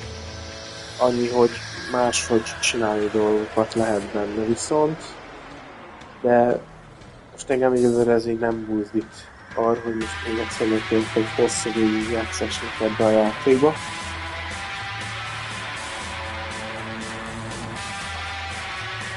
De legalább sikerült kijátszani. Nem úgy, mint a Defeat Police-tek, amit azokat tettek. Bár én meg azt mondom, hogy ezt nem így bánom ennyire. Mert tényleg így, hogy hogy sok bád, meg hiba, ami benne van a játékban, tehát egyszerűen nagyon jó játék, de lehet valami azért, hogy jónak ne legyenek benne.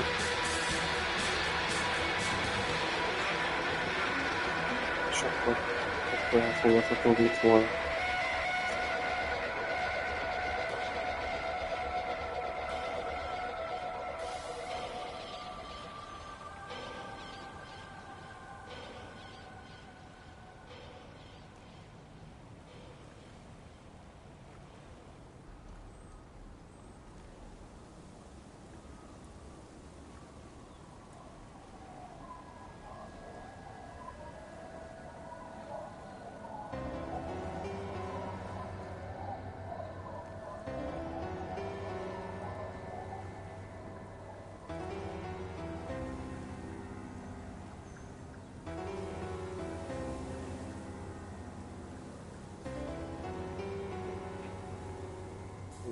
Most akkor igazándiból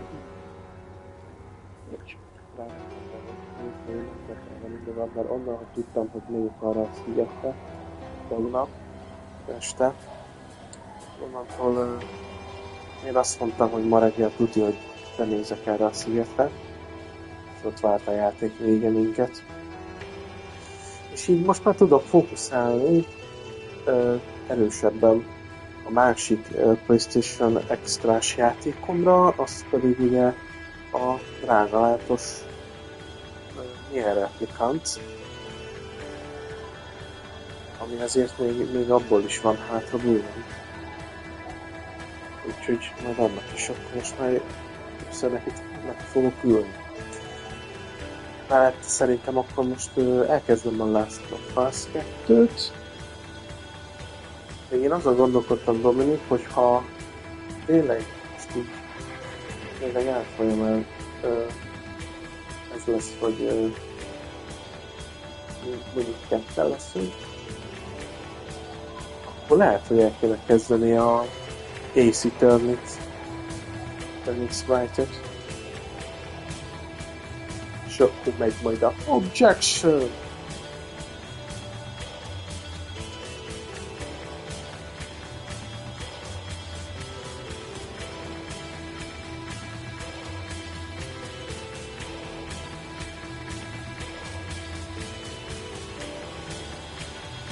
Már beszéltünk arról,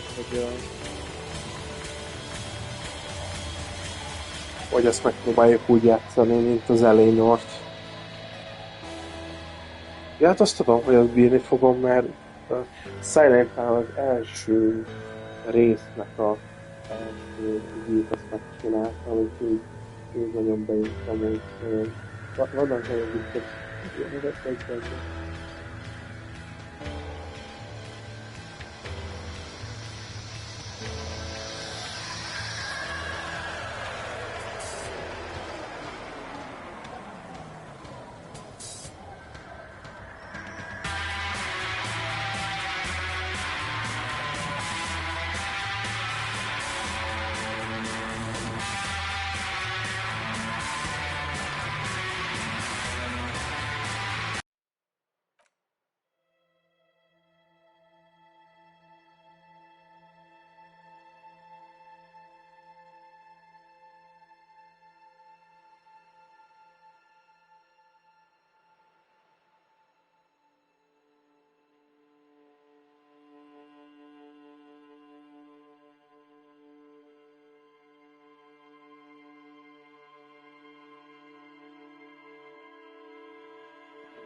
Tizenkettes physical instrument kell ahhoz, hogy le tud rúgni ezt a monstrumot, baszki.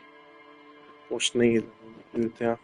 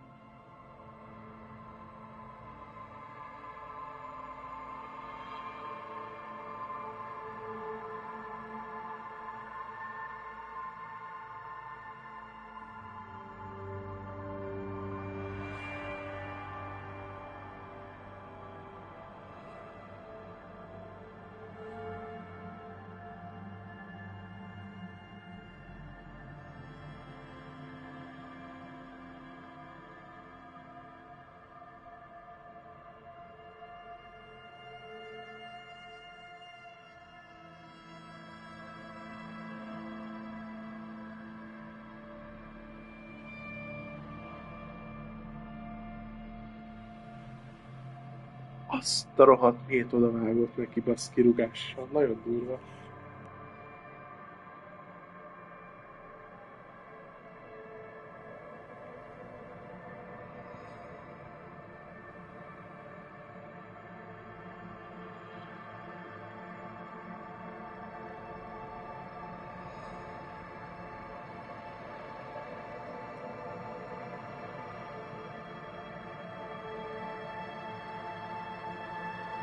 Ez tényleg a tesító rugás, az azért ez tényleg kemény volt.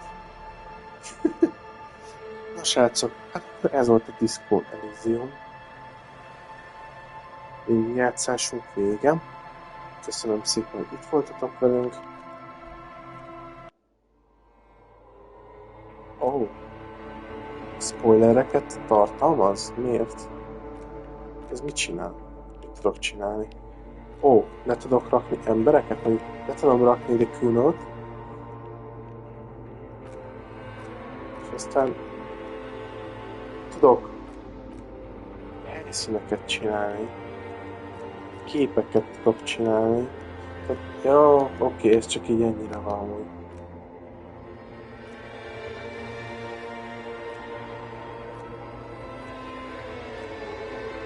És innen hogy tudok kilépni? Szóval ki meg tudná nekem mondani? Jó.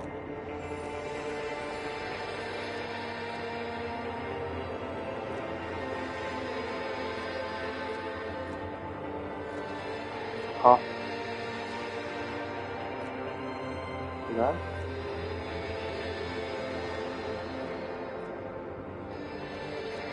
Hello? Itt select, erre egyet tudok fotózni.